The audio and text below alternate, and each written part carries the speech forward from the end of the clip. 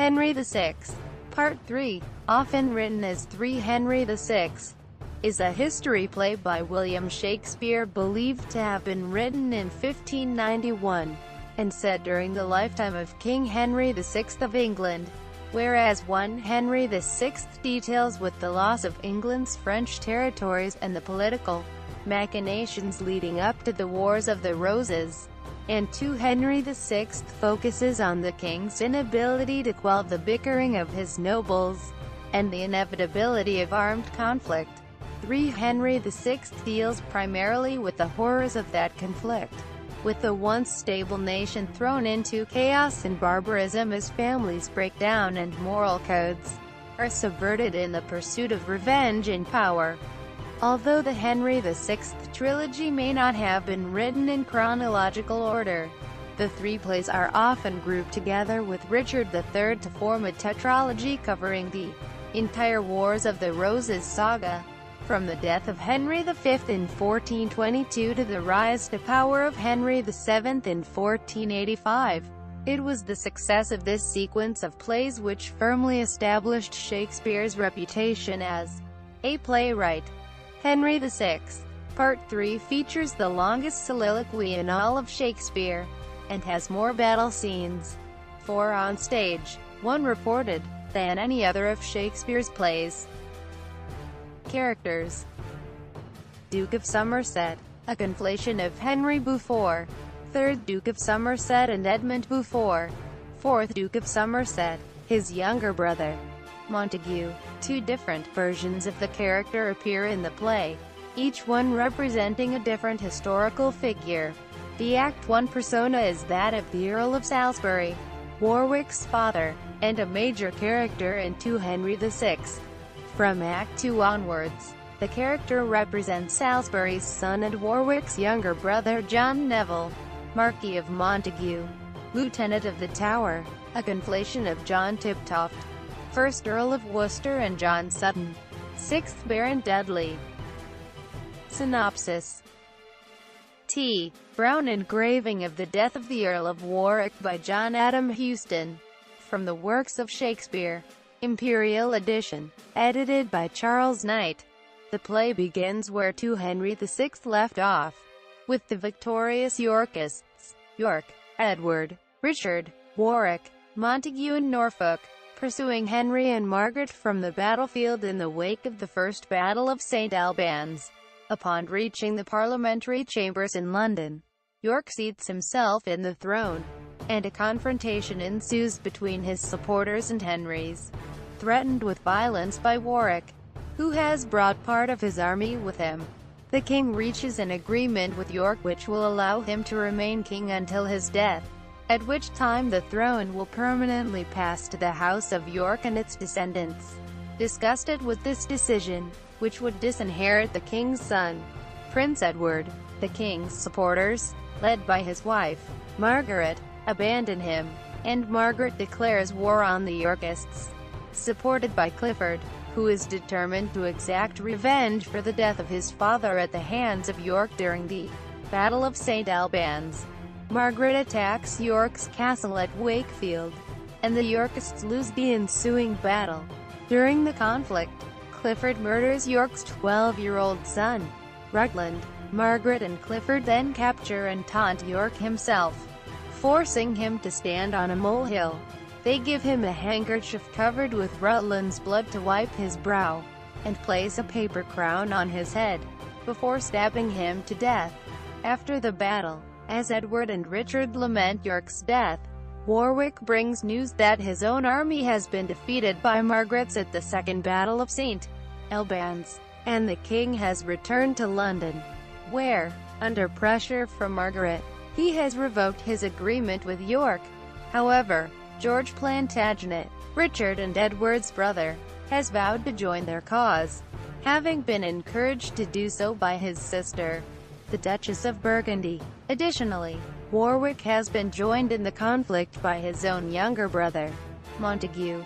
The Yorkists regroup, and at the Battle of Towton, Clifford is killed and the Yorkists are victorious.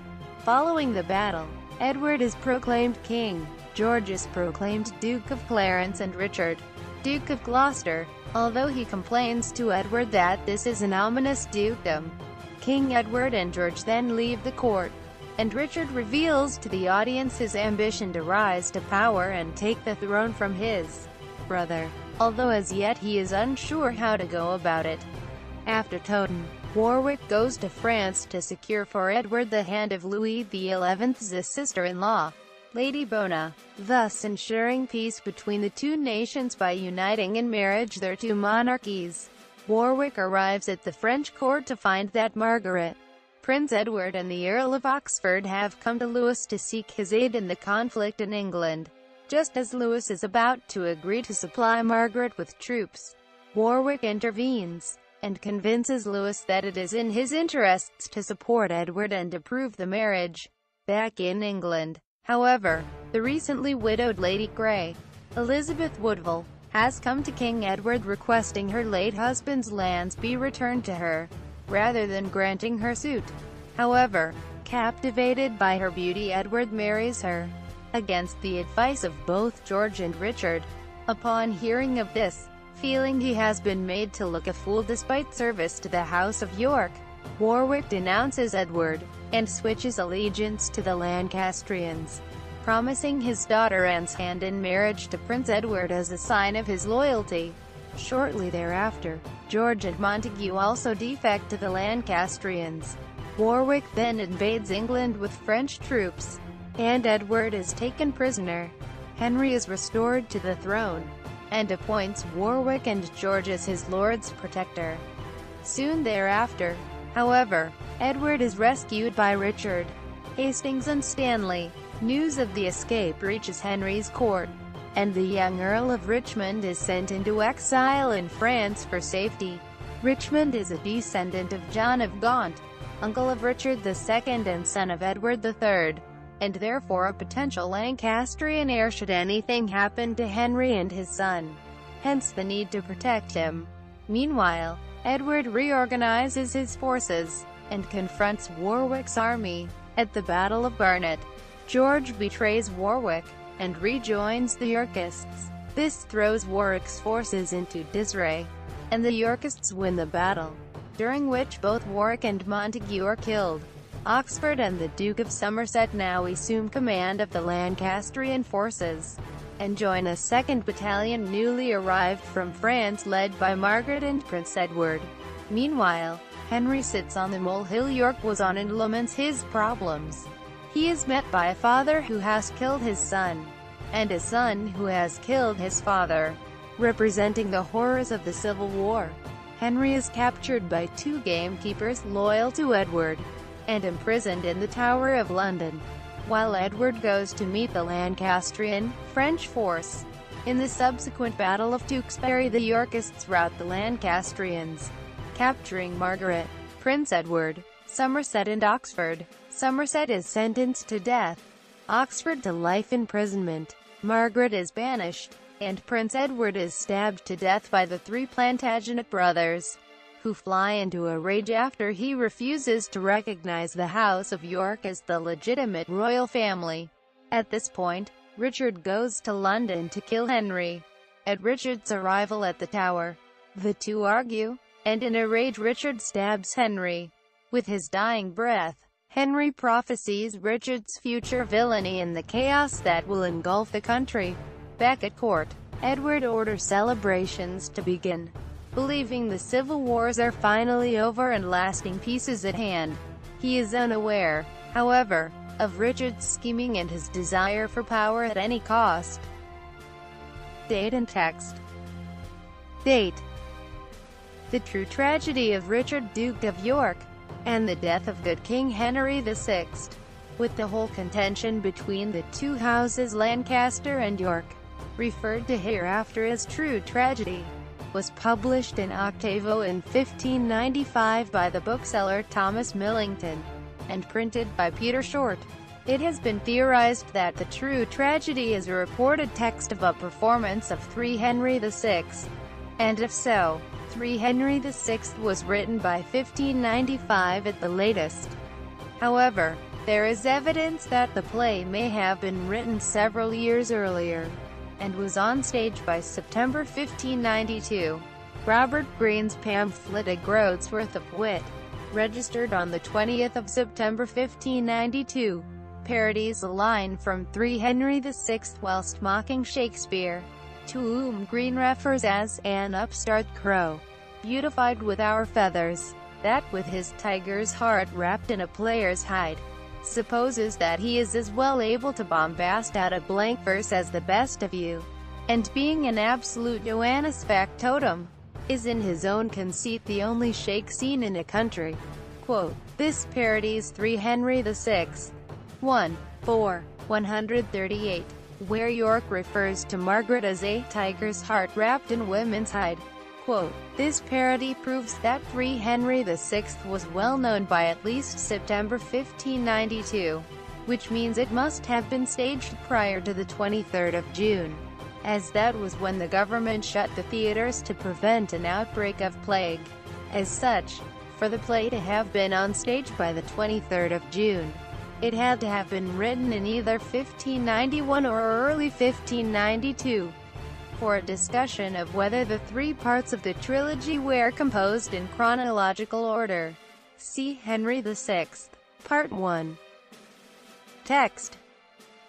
The 1595 octavo text of the true tragedy was reprinted in quarto in 1600 by William White for Millington. It was reprinted in folio in 1619 as part of William Jaggard's false folio, printed for Thomas Pavier. This text was printed together with a version of 2 Henry VI which had been printed in quarto in 1594 under the title The First Part of the Contention betwixt the 2 famous houses of York and Lancaster, with the death of the good Duke Humphrey, and the banishment and death of the Duke of Suffolk, and the tragical end of the proud Cardinal of Winchester, with the notable rebellion of Jack Cade, and the Duke of York's first claim unto the crown, referred to hereafter as the Contention.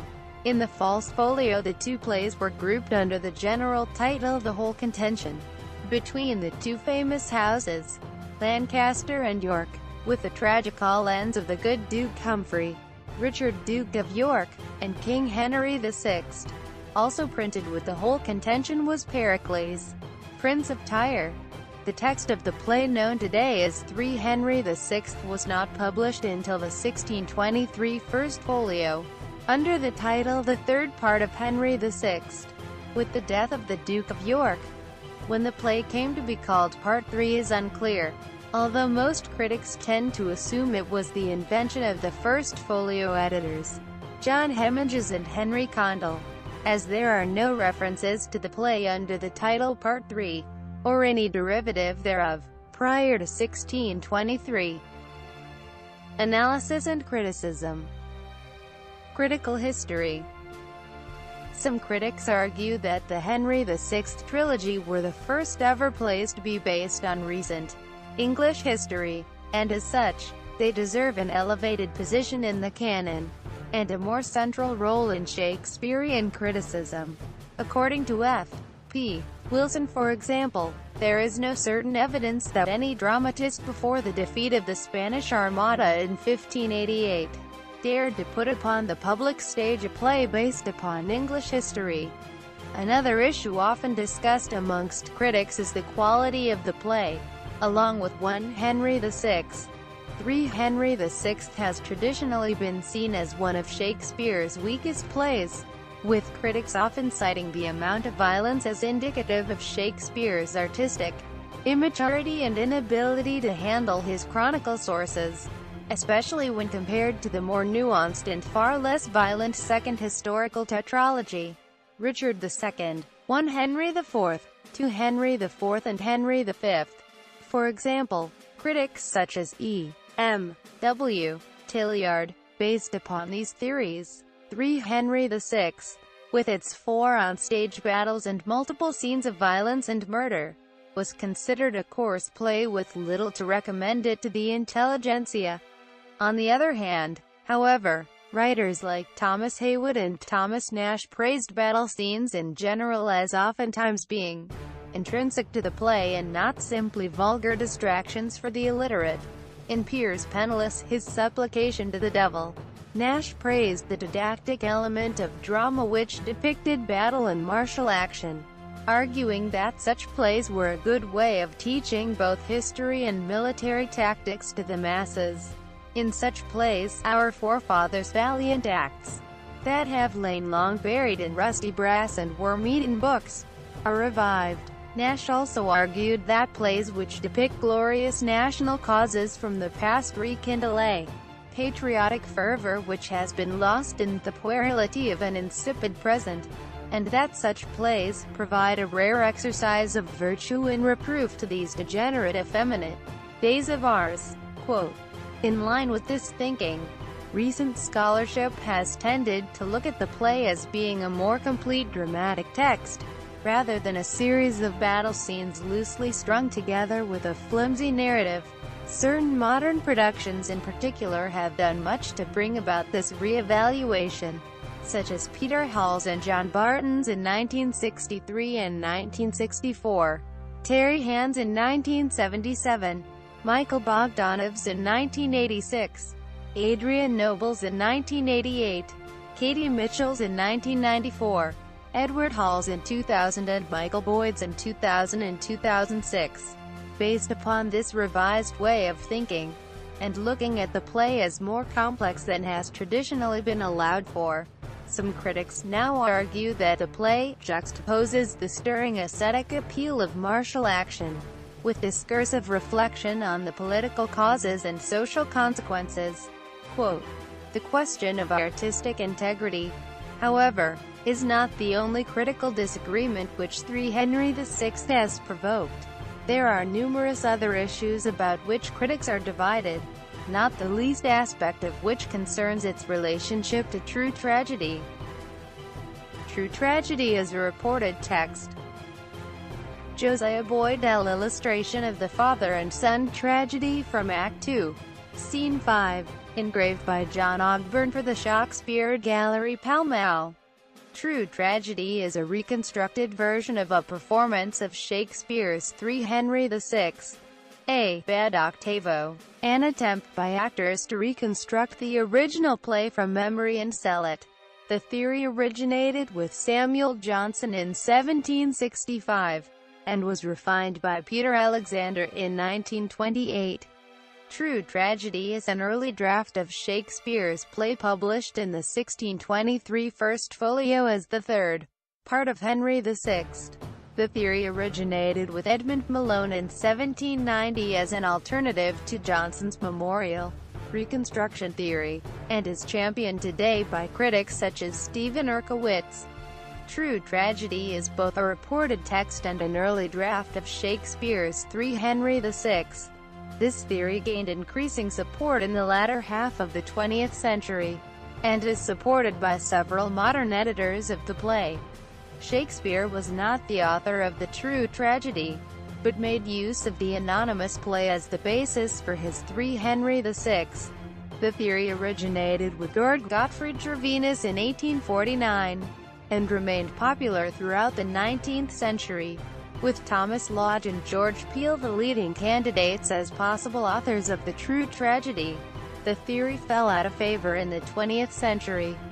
Critical opinion originally favored Samuel Johnson's theory that the True Tragedy is a bad quarto, a memorial reconstruction. Edmund Malone challenged Johnson's theory in 1790, suggesting that the True Tragedy could be an early draft of Shakespeare's Henry VI.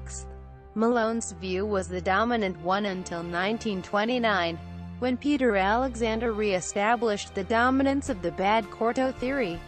One of Alexander's main arguments hinged on the start of Act 4, Scene 1, where Richard and Clarence reproach Edward for favoring his wife's relatives over themselves.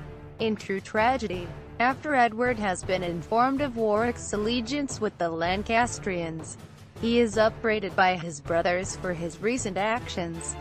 This implies that Lord Hastings is set to marry the daughter of Lord Hungerford, and Lord Scales is set to marry the daughter of Lord Bonfield, in Henry VI. However, the lines are different.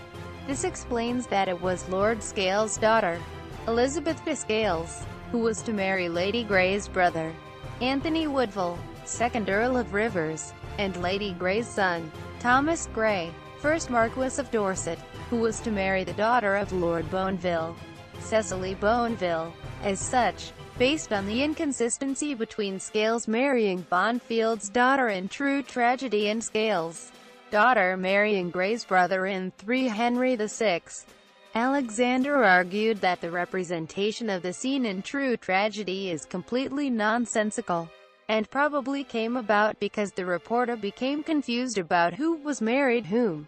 Furthermore, unlike the account in True Tragedy, the version in 3 Henry VI corresponds closely to the chronicle material found in Hall, the heir of the Lord Scales. However, even more telling than the difference between the details of the proposed marriages is the contrast between the two names, Bonfield in True Tragedy and Bournville in 3 Henry VI. Bonfield is never mentioned in the chronicles, and there is no known historical personage of that name. Bournville, on the other hand, is mentioned numerous times by both Hall and Holinshed, and is a known historical figure. However, there is a minor character named Bonfield in the Robert Greene play George Greene, the Pinner of Wakefield, where he is a member of a group of staunch opponents of Edward III. George Greene was published in quarto in 1599, and the title page states that it was performed by Sussex's men. In 1594, Sussex's men had performed Titus Andronicus, which, according to the title page of the 1594 quarto, was also performed by Strange's men, i.e., Derby's men, and Pembroke's men. Furthermore, according to the title page of the 1595 octavo of True Tragedy, it was performed by Pembroke's men. As such, Pembroke's men performed both True Tragedy and Titus Andronicus, whereas Sussex's men performed both George Greene and Titus Andronicus, thus creating a link between True Tragedy and George Greene, and perhaps suggesting that either Sussex's men could have performed True Tragedy or Pembroke's men could have performed George Greene, or both. Taken together, the name of Bonfield in two historically unrelated texts performed by companies that shared scripts and personnel indicates that the name is a non-authorial interpolation by players. That this could be the case is further supported by the fact that reported texts often use material from other plays. For example, the contention uses material from Christopher Marlowe's The Tragical History of Dr. Faustus, c. 1592, Edward II, c. 1593, and even a line from 3 Henry VI. If our King Henry had shook hands with death. More evidence of reporting is found in Act 2 Scene 5. In this scene, in True Tragedy, after realizing that the Battle of Towton is lost, Exeter, Margaret and Prince Edward urge Henry to flee, with Exeter exclaiming, "Away my lord, for vengeance comes along with him." L. 1270. However, this is totally unqualified. There is no indication whatsoever of who he is in 3 Henry VI. However, the line is, "Away, for vengeance comes along with them." L. 124. In this case, them is Warwick, Richard and Edward, all of whom are mentioned by Prince Edward and Margaret in the lines immediately preceding Exeter's. As such, the line in True Tragedy can only be understood if one refers to the equivalent scene in 3 Henry VI. This type of anomaly, where vital pieces of qualifying information are omitted, is common in the bad quartos. A similar piece of evidence is found in Act 5, Scene 1. After Warwick and his troops have entered Coventry and are awaiting the arrival of Oxford, Somerset, Montague and Clarence, Richard urges Edward to storm the city and attack Warwick immediately. In True Tragedy, Edward refuses, arguing, "No, some other may set upon our backs, we'll stay till all be entered and then follow them." L. 2742. 2743. In 3 Henry VI, however, Edward says, so other foes may set upon our backs. Stand we in good array, for they no doubt will issue out again, and bid us battle. L. 61. 63. The difference between the two passages is that in true tragedy, Edward knows more regiments are coming. We'll stay till all be entered. But in the context of the play, he has no way of knowing this. He should be unaware that Oxford, Somerset, Montague and Clarence are heading to Coventry. In 3 Henry VI, however, he merely feels that attacking would be a bad idea as it would leave their rear defenseless, so other foes may set upon our backs. This suggests that in true tragedy, the reporter was thinking ahead, anticipating the arrival of the others and anachronistically having a character aware of their inevitable arrival, again, as with the omission of important information. This illogical foreknowledge of events is the type of mistake which characterizes the bad quartos in general. True tragedy is early draft. Stephen Erkowitz has spoken at great length about the debate between the bad quarto theory and the early draft theory, coming down firmly on the side of the early draft. Erkowitz argues that the quarto of 2 Henry VI and the octavo of 3 Henry VI actually present scholars with a unique opportunity to see a play evolving. As Shakespeare edited and rewrote certain sections, the texts of 2 and 3 Henry VI offer particularly rich illustrations of textual variation and theatrical transformation. As such, the differences in the texts are exactly the types of differences one tends to find in texts which were altered from an original form. And Erkowitz cites Eric Rasmussen, E. A. J. Hanigman and Gracia Polo as supporting this view. He particularly refers to the case of Richard Brinsley Sheridan's The School for Scandal, which existed in an earlier form, also by Sheridan, in a 2-part play The Slanderers and Sir Peter Teazle, and which he argues contain the same type of modifications as is found in the Henry VI plays. Erkowitz is not alone in finding evidence to support the early draft theory. One of the main arguments as to the early draft theory is how true tragedy in 3 Henry VI use Holinshed and Hall, whereas in true tragedy, Shakespeare uses Hall more than Holinshed. In 3 Henry VI, the use of Hall and Holinshed is roughly equal.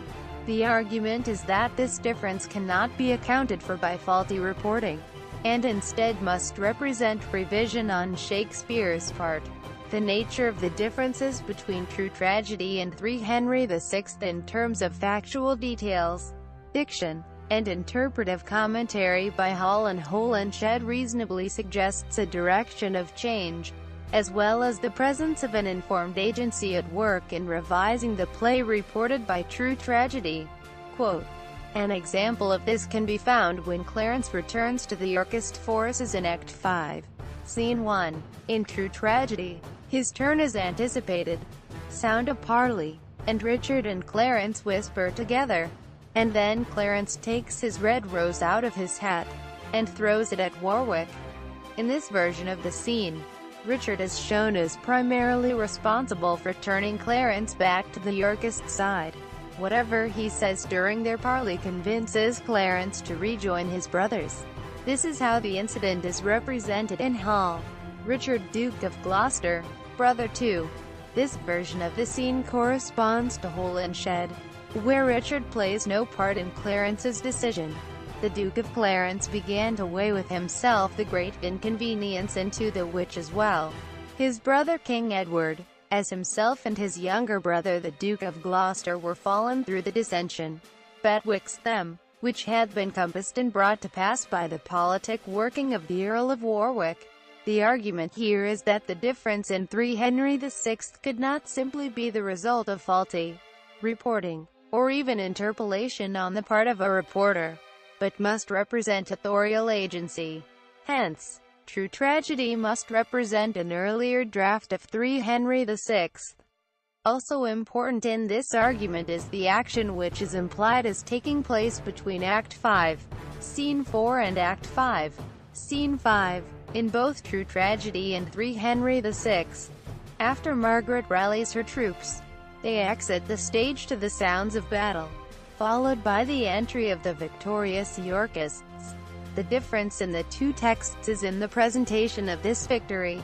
In True Tragedy, Margaret, Prince Edward, Oxford and Somerset are all introduced together, all taken captive at the same time, which is how the incident is reported in Hull. All the Lancastrian leaders were captured in the field and brought to the Yorkist camp together. However, in 3 Henry VI, Margaret, Oxford and Somerset are introduced initially, and subsequently Prince Edward is led into the camp. This separate capture of Edward follows Holinshed, who outlines that Edward fled the field, was captured in a nearby house, and then brought to the camp alone to be with his fellow Lancastrians, who were already prisoners there. Again, the implication is that Shakespeare initially used Hull when composing True Tragedy, but sometime after 1594, and for whatever reason, he modified his thinking, and changed the scene to reflect the account in Holinshed instead. However, the theory that True Tragedy may be an early draft does not necessarily imply that it could not also represent a bad quarto as well. Traditionally, most critics, such as Alexander, Muckrow and Erkowitz, have looked at the problem as an either-or situation. True Tragedy is either a reported text or an early draft, but recently there has been some argument that it may be both. For example, this is the theory supported by Randall Martin in his Oxford Shakespeare edition of the play. It is also the theory advanced by Roger Warren in his Oxford Shakespeare edition of 2 Henry VI. The crux of the argument is that both the evidence for the bad quarto theory and the evidence for the early draft theory are so compelling that neither is able to completely refute the other. As such, if the play contains evidence of being both a reported text and an early draft, it must be both, i.e., True Tragedy represents a reported text of an early draft of 3 Henry VI. Shakespeare wrote an early version of the play, which was staged. Shortly after that staging, some of the actors constructed a bad quarto from it and had it published. In the meantime, Shakespeare had rewritten the play into the form found in the first folio. Martin argues that this is the only theory which can account for the strong evidence for both reporting and revision, and it is a theory which is gaining increased support in the late 20th, early 21st century. Differences between True Tragedy and 3 Henry VI. If one accepts that Shakespeare made a conscious decision to use Holinshed more frequently during his re-editing of True Tragedy, one must ask why he may have done so. True Tragedy is roughly 1,000 lines shorter than 3 Henry VI, and whilst many of the differences are simple aesthetic changes and alternate phraseology, much of which is easily attributable to inaccurate reporting, one major difference between the two that runs throughout is how they each handle violence. On the whole, 3 Henry VI is far more restrained in its depiction of war, whereas True Tragedy has more explicit and sustained on-stage combat and more royal processions and celebrations after combat, much more so than does 3 Henry VI. True Tragedy conforms to the so-called Tudor myth that the Wars of Roses were God's punishment for people straying from the path laid out for them, and his means of purging the country of evil and opening the way for the righteous Tudor dynasty to establish peace. Traditionally, this has been a common way of interpreting the entire octology, advocated and elaborated upon by critics as diverse as August Wilhelm Schlegel, and, most famously, E. M. W. Tilliard, with whom the phrase Tudor myth is now most associated. Some critics, however, such as Henry Ansgar Kelly, A. P. Rossiter, A. L. French, David Frey, J. P. Brockbank, David Riggs, Michael Hadaway, Michael Taylor, Randall Martin and Ronald Knowles, argue that this is the main reason Shakespeare chose to use Holinshed rather than Hull. as Holinshed's attitude to violence was less celebratory than Hall's, his patriotic fervor less pronounced, and his attitude to carnage more ambiguous, i.e., Shakespeare had become less enamored of the Tudor view of history, and altered his play accordingly. Examples of the difference in depictions of violence between True Tragedy and 3 Henry VI include Act 2, Scene 6. In True Tragedy, the stage direction dictates that Clifford enter with an arrow in his neck, whereas in 3 Henry VI, he simply enters wounded. Quote, in Act 4, Scene 3, when Warwick surprises Edward in his tent, in 3 Henry VI, Richard and Hastings simply flee. But in True Tragedy, there is a short battle between Warwick's and Richard's soldiers.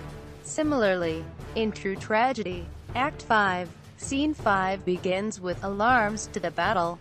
York flies, then the chambers be discharged, then enter the king, Clarence and Gloucester and the rest, and make a great shout, and cry, for York, and then the queen is taken, and the prince and Oxford and Somerset, and then sound and enter all again. 3 Henry VI begins with the far less grandiose flourish. Enter Edward, Gloucester, Clarence, and soldiers, with Queen Margaret, Oxford and Somerset prisoners. Quote, taking all of these differences into account, the argument is that Shakespeare reconceived the action, toning down the sound and fury, and thereby altering the overall effect and meaning of 3 Henry VI as a play whose attitude to war is more rueful. Quote, Montague problem. Another aspect of the play which has provoked critical disagreement is the character of Montague. He is introduced in Act 1, Scene 1 as a Yorkist supporter who fought at the Battle of St. Albans, dramatized at the end of 2 Henry VI, and he accompanies York, Richard, Edward, Warwick and Norfolk from the battlefield to London in pursuit of Henry, Margaret and Clifford. In Act 1, Scene 2, upon realizing that Margaret is set to attack, York sends Montague to London to get Warwick. My brother Montague shall post to London. Let noble Warwick, Cobham, and the rest, whom we have left protectors of the king, with powerful policy strengthen themselves. L. 55-58. Montague duly leaves, and when Warwick returns in Act 2, Scene 1, he is accompanied by a character called Montague, but who he introduces as an apparently new character. Quote, therefore Warwick came to seek you out, and therefore comes my brother Montague. Quote, L. 166-167. As such, the character of Montague seems to represent 2 separate historical personages in the play, and whilst this is not unusual in Shakespearean histories, the manner of the dual representation is. For example, in 1 Henry VI and 2 Henry VI, the character of Somerset represents both John Beaufort, 1st Duke of Somerset, and his younger brother, Edmund Beaufort, 2nd Duke of Somerset. Similarly, in 3 Henry VI, another character called Somerset represents both Henry Beaufort, 3rd Duke of Somerset, and his younger brother Edmund Beaufort, 4th Duke of Somerset. However, both Somerset in 1 Henry VI and 2 Henry VI and Somerset in 3 Henry VI are presented as consistent characters within the play, i.e., Somerset in 1 Henry VI and 2 Henry VI does not represent John Beaufort sometimes and Edmund Beaufort at others. He is consistently the same character in the milieu of the play. The same is true of Somerset in 3 Henry VI. As a character, he is always the same person. Montague, however, seems to represent 2 different people at different times in the play, i.e., the character himself changes identities during the play. Initially he seems to represent Salisbury, Warwick's father, Richard Neville, 5th Earl of Salisbury, a major character in 2 Henry VI, and subsequently, he seems to represent Salisbury's son and Warwick's brother, John Neville, in 3 Henry VI. At 1:14, 1, 1, 117, 118 and 1, 2, 60. Montague refers to York as his brother. Similarly, at 1, 2, 4, 1, 2, 36 and 1, 2, 55, York refers to Montague as his brother. If Montague here represents Salisbury, their reference to one another as brother makes sense, as Salisbury was York's brother-in-law. York was married to Salisbury's sister, Cecily Neville. However, if Montague here represents John Neville, his and York's references to one another as brother are inaccurate. Subsequently, at 2, 1, 168, Warwick refers to Montague as brother, and he is also called Marquis for the first time, neither descriptions of which could be applied to Salisbury or to any character who describes himself as a brother to York. As such, in 1, 1 and 1, 2, Montague seems to be York's brother-in-law, and Warwick's father, Richard Neville, i.e., Salisbury. But from that point forward, after his reintroduction in Act 2, he seems to represent Salisbury's son and Warwick's younger brother, John Neville. Salisbury is a major character in 2 Henry VI, as he is in both Hall and Holinshed's chronicles, and in reality, as outlined in the chronicles, he was killed at Pontefract in 1461, having been captured by Margaret at the Battle of Wakefield, depicted in 1, 3 and 1, 4. Interestingly, in True Tragedy, which treats the character of Montague as one consistent persona throughout the play, Salisbury's death is reported by Richard. In the corresponding scene in 3 Henry VI, however, Richard reports the death of another of Warwick's brothers, Thomas Neville, who never features as a character in any of the Henry VI plays. It is generally agreed amongst critics that the differences between these 2 passages represents authorial revision as opposed to faulty reporting, leading one to ask the question of why Shakespeare removed the references to Salisbury, and why he wrote the preceding lines where Warwick reintroduces Montague as his brother. There is no definitive answer to this question, nor is there any answer to the question of why Shakespeare changed the character's name from Salisbury to Montague and then, after Act 1, equated him with another personage entirely. Obviously, such a character discrepancy can create a problem for productions of the play. As an example of one way in which productions can resolve the problem, in Act 1, Scene 1 of the 1981 BBC Shakespeare adaptation, Montague is not present in either the persona of Salisbury or that of John Neville. As such, his first 2 lines, "Good brother, as thou loves it and honor arms, let's fight it out and not stand cavilling thus," 117, 118, or reassigned to Clarence and altered to "Set it on your head, good father, if thou loves it and honor arms, let's fight it out and not stand cavilling thus." Montague's second line, "And I unto the sea from when I came," 210, is entirely absent. As a character, Montague is then introduced in Act 1, Scene 2, played by Michael Byrne, as he is for the rest of the production. His first line in this scene, however, "But I have reason strong and forcible," 3, is reassigned to Clarence. Later, when York is giving his men instructions, his order to Montague, "Brother, thou shalt to London presently," 36, is changed to "Cousin, thou shalt to London presently," and York's reiteration of the order, "My brother Montague shall post to London," 54, is changed to "Host you to London, my cousin Montague." Additionally, Montague's "Brother, I go, I'll win them, fear it not," 60, is changed to "Cousin, I go, I'll win them, fear it not." Quote, "This all serves to establish a single figure who is York's cousin and Warwick's brother, i.e., John Neville." How the adaptation handles the report of the death of Warwick and Montague's brother Thomas Neville in Act 2, Scene 3 is also worth noting. The text from 3 Henry VI reporting the death of Neville is used, but it is altered so as the report becomes about Salisbury. From this point forward, the character remains consistent as Warwick's brother, and there is no further alteration of the text. As such, in this adaptation, the character is presented as one figure throughout.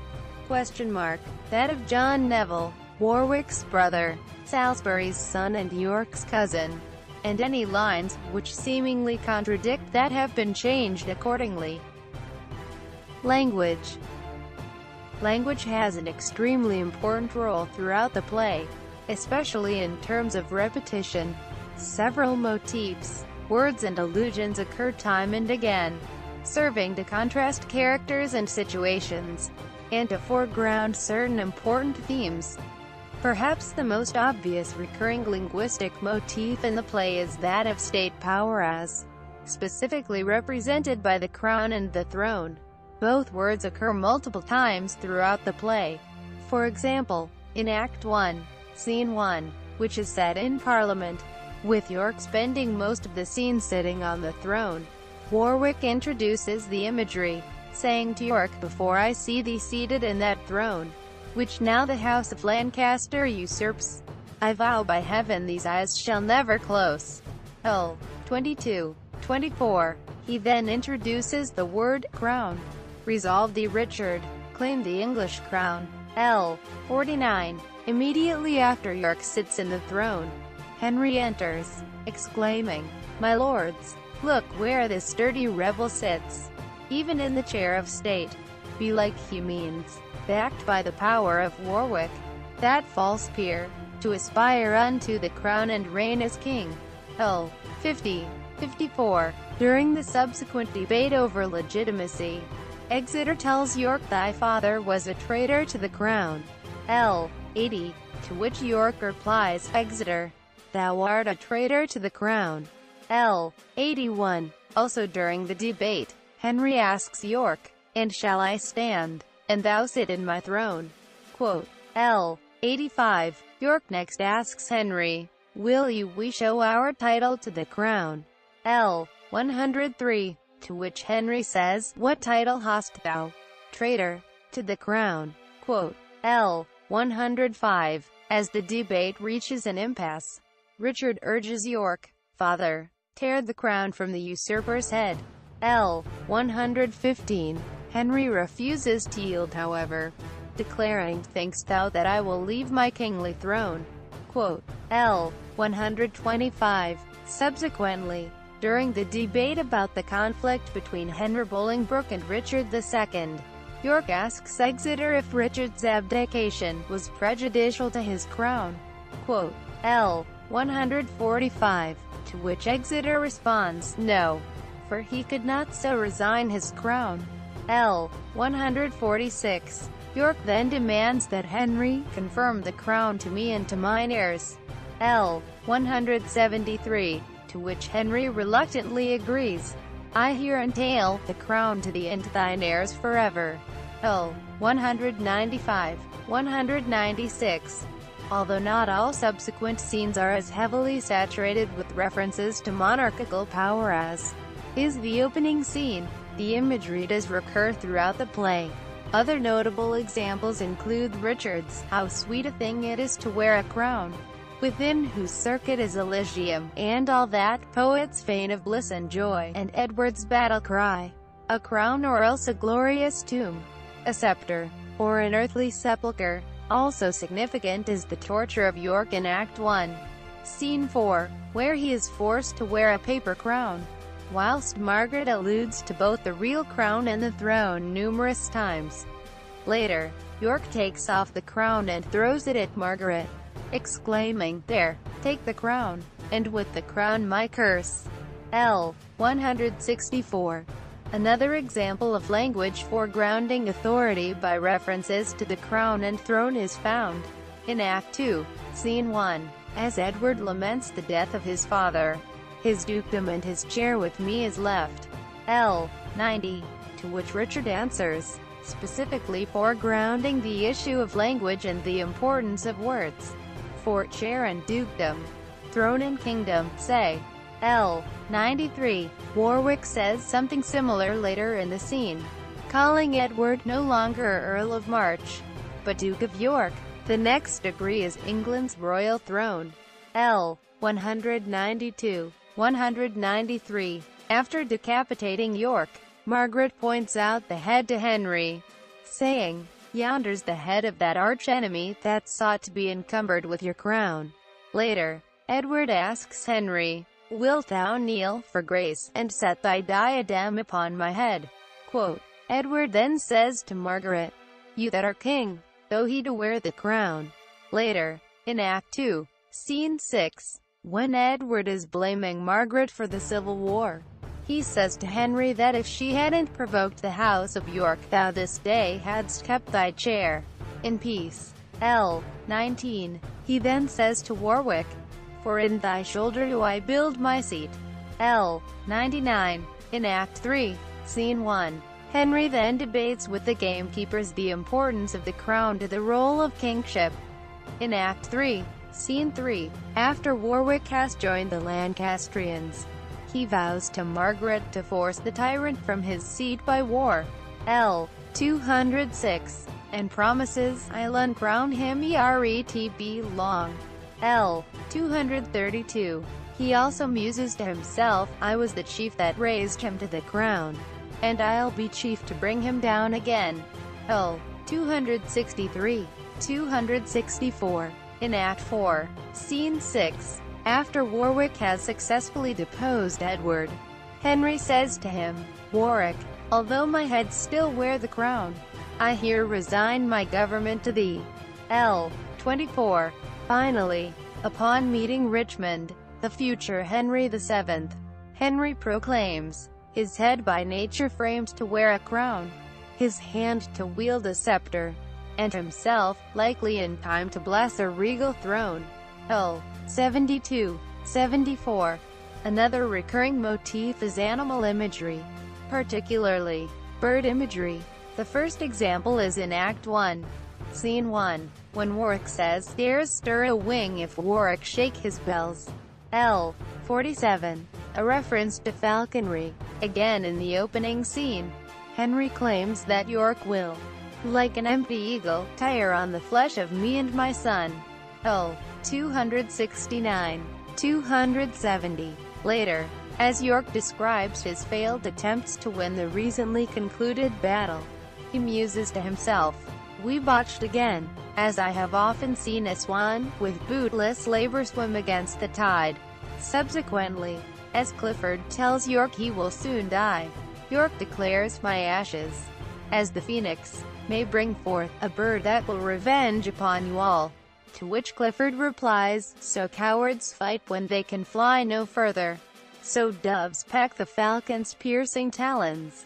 After the news of York's death has reached them, Richard encourages Edward to take York's place, "if thou be that princely eagle's bird." Later, Warwick points out that Henry has been compelled to rescind his oath to yield the throne to the House of York, Clifford and the Lord Northumberland, and of their feather many more proud birds, have wrought the easy melting king like wax. When Clifford is urging Henry to protect the prince's birthright, he attempts to illustrate to Henry that doing the right thing for his children should be a natural course of action. Doves will peck in safeguard of their brood. During the debate about the rightful king, Edward refers to Clifford as that fatal screech owl, that nothing sung but death to us and ours. Bird imagery continues to be used contemptuously in France, where Margaret says of Edward and Warwick, "Both of you are birds of self-same feather." Prior to the Battle of Barnet, as Somerset attempts to rally the troops, he says, "And he that will not fight for such a hope, go home to bed, and like the owl by day, if he arise, be mocked and wondered at." When Richard visits Henry in the Tower, Henry defends his suspicion of Richard's intentions. "The bird that hath been limbed in a bush, with trembling wings may stouteth every bush." Birds also play an important part in Henry's prophecy of Richard's future evil reign, as he points out the many ill omens accompanying Richard's birth. "The owl shrieked at thy birth, an evil sign. The night crow cried, a boding luckless time. Dogs howled and hideous tempest shook down trees. The raven rooked her on the chimney's top, and chattering pies in dismal discord sung. Another commonly recurring animal motif is that of lambs and wolves. This is introduced in the opening scene when Margaret chastises Henry for yielding to York's demands and relinquishing the throne to the House of York. Such safety finds the trembling lamb environed with wolves. L. 243. 244. Later, as York watches his army lose the Battle of Wakefield, he laments, "All my followers to the eager foe turn back and fly, like ships before the wind, or lambs pursued by hunger-starved wolves." After being captured by the Lancastrians, York then referred to Margaret as "she-wolf of France," but worse than wolves of France. During the Battle of Tewkesbury, as Richard and Clifford fight, they are interrupted by Warwick, and Clifford flees. Warwick attempts to pursue him, but Richard says, "Nay, Warwick, single out some other chase. For myself will hunt this wolf to death." Prior to the Battle of Barnet, Margaret rallies her troops by claiming Edward has destroyed the country and usurped the throne, then pointing out, "And yonder is the wolf that makes this spoil." Finally, upon being left alone with Richard in the Tower, Henry proclaims, "So flies the reckless shepherd from the wolf. So first the harmless sheep doth yield his fleece, and next his throat unto the butcher's knife." A third recurring image is that of the lion. This is introduced by Rutland in Act 1, Scene 3. So looks the pent-up lion o'er the wretch. L. 174. Later, Richard, speaking of York, says, "Methought he bored him in the thickest troop, as doth a lion in a herd of neat." As Clifford chastises Henry for disinheriting Prince Edward, he asks, "To whom do lions cast their gentle looks? Not to the beast that would usurp the den." Lions are then mentioned in conjunction with lambs during the Battle of Tewkesbury. While lions roar and battle for their dens, poor harmless lambs abide their enmity. Lions and lambs are again combined when, just before his second capture, Henry is wondering why the people prefer Edward to him, and when the lion fawns upon the lamb will never cease to follow him. Warwick later combines lions and birds during his death speech. "I must yield my body to the earth, and by my fall, the conquest to my foe." Thus yields the cedar to the axe's edge, whose arms gave shelter to the princely eagle, under whose shade the ramping lion slept. Other animals referred to in the play include dogs, woodcocks, rabbits, snakes, tigers, cattle, bears, toads, bulls, hares, chameleons and foxes. Themes. Drawing by John Hamilton Mortimer from Act 1. Scene 4. The Duke of York wipes away his tears with a handkerchief soaked in Rutland's blood. Revenge. One of the most obvious themes in the play is revenge, which is cited numerous times by various different characters as the driving force for their actions. At different points in the play, Henry, Northumberland, Westmoreland, Clifford, Richard, Edward and Warwick all cite a desire for revenge as a major factor in guiding their decisions, and revenge becomes a shared objective between both sides of the conflict, as each seek to redress the apparent wrongs perpetrated by the other. In 3 Henry VI, we witness the final degradation of chivalry. This play contains some of the most horrific scenes in the canon as England's warlords sacrifice honor to a remorseless ethic of revenge. Quote, "The theme of revenge is introduced in the opening scene.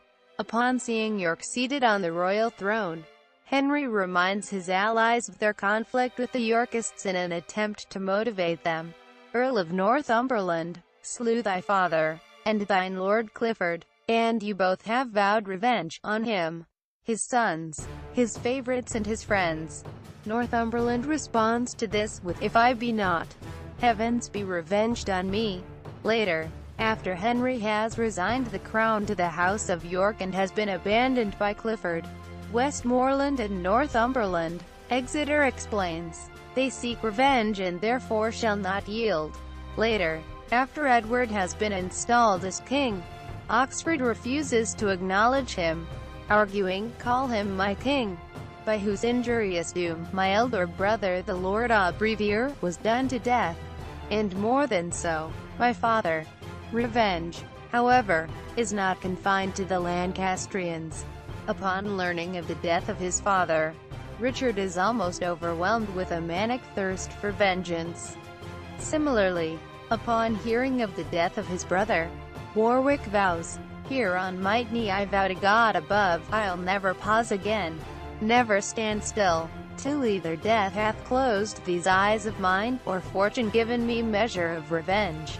During his time in France, Warwick again cites revenge as part of his reason for joining the Lancastrians. "Did I let pass the abuse done to my niece? For surely such a thing was attempted by King Edward down again.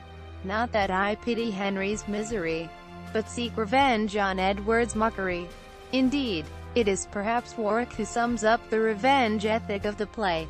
In Act 2, Scene 6, upon finding Clifford's body, Warwick orders that Clifford's head replace York's at the gates of the city, declaring, "Measure for measure must be answered." L. 54. H. C. Sellis. Illustration of the death of York in Act 1.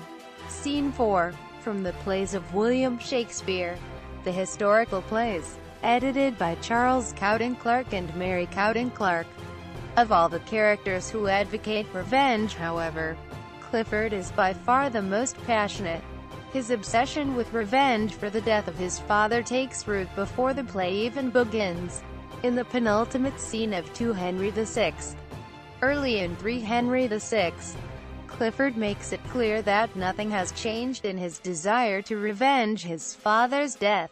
When Warwick mentions his father, Clifford responds, "Urge it no more, lest that instead of words, I send thee, Warwick, such a messenger as shall revenge his death before I stir."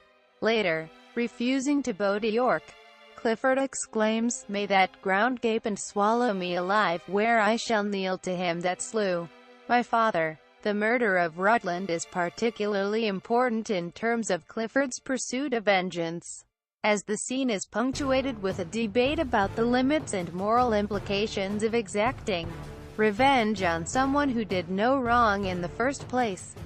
Clifford subverts all notions of morality and chivalry in his dogged pursuit of revenge, determined to visit onto the House of York the same type of suffering as it delivered onto him with the death of his father. This culminates during the torture of York in Act 1. Scene 4, only moments after capturing York. Clifford wants to execute him immediately, but is prevented from doing so by Margaret, who wishes to talk to and taunt York prior to killing him.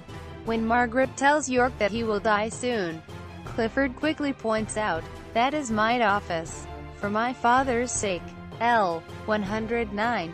Clifford remains relatively silent throughout most of the scene, speaking only immediately prior to his stabbing of York, and again, citing revenge as foremost in his mind. "Here's for my oath. Here's for my father's death." L. 175. However, even with the death of his father's killer, Clifford seems to remain obsessed with revenge.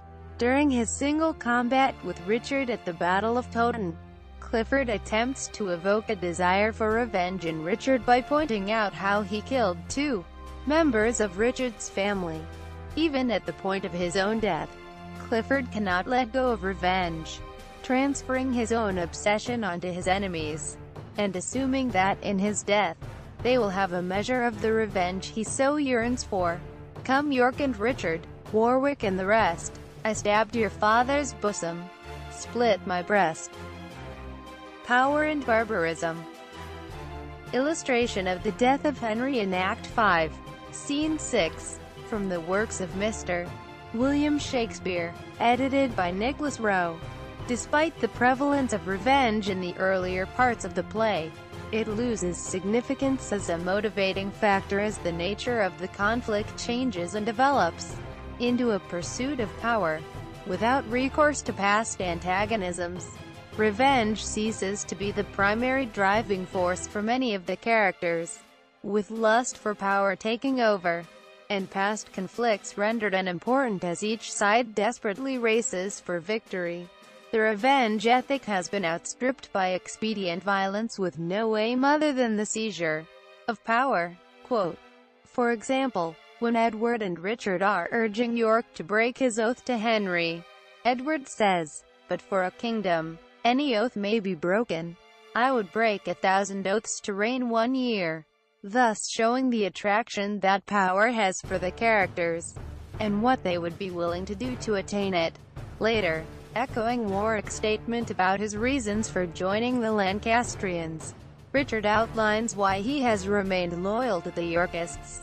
"I stay not for the love of Edward but the crown," again showing the attraction of power and the subversion of all other concerns, including familial relations. Another example is when Prince Edward is killed in Act 5, Scene 5.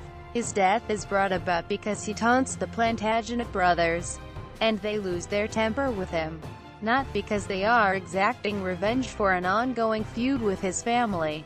Similarly, when Richard kills Henry, his motives have nothing to do with the conflict between his family and Henry's. He murders him simply because Henry stands in the way of his attempts to gain the throne.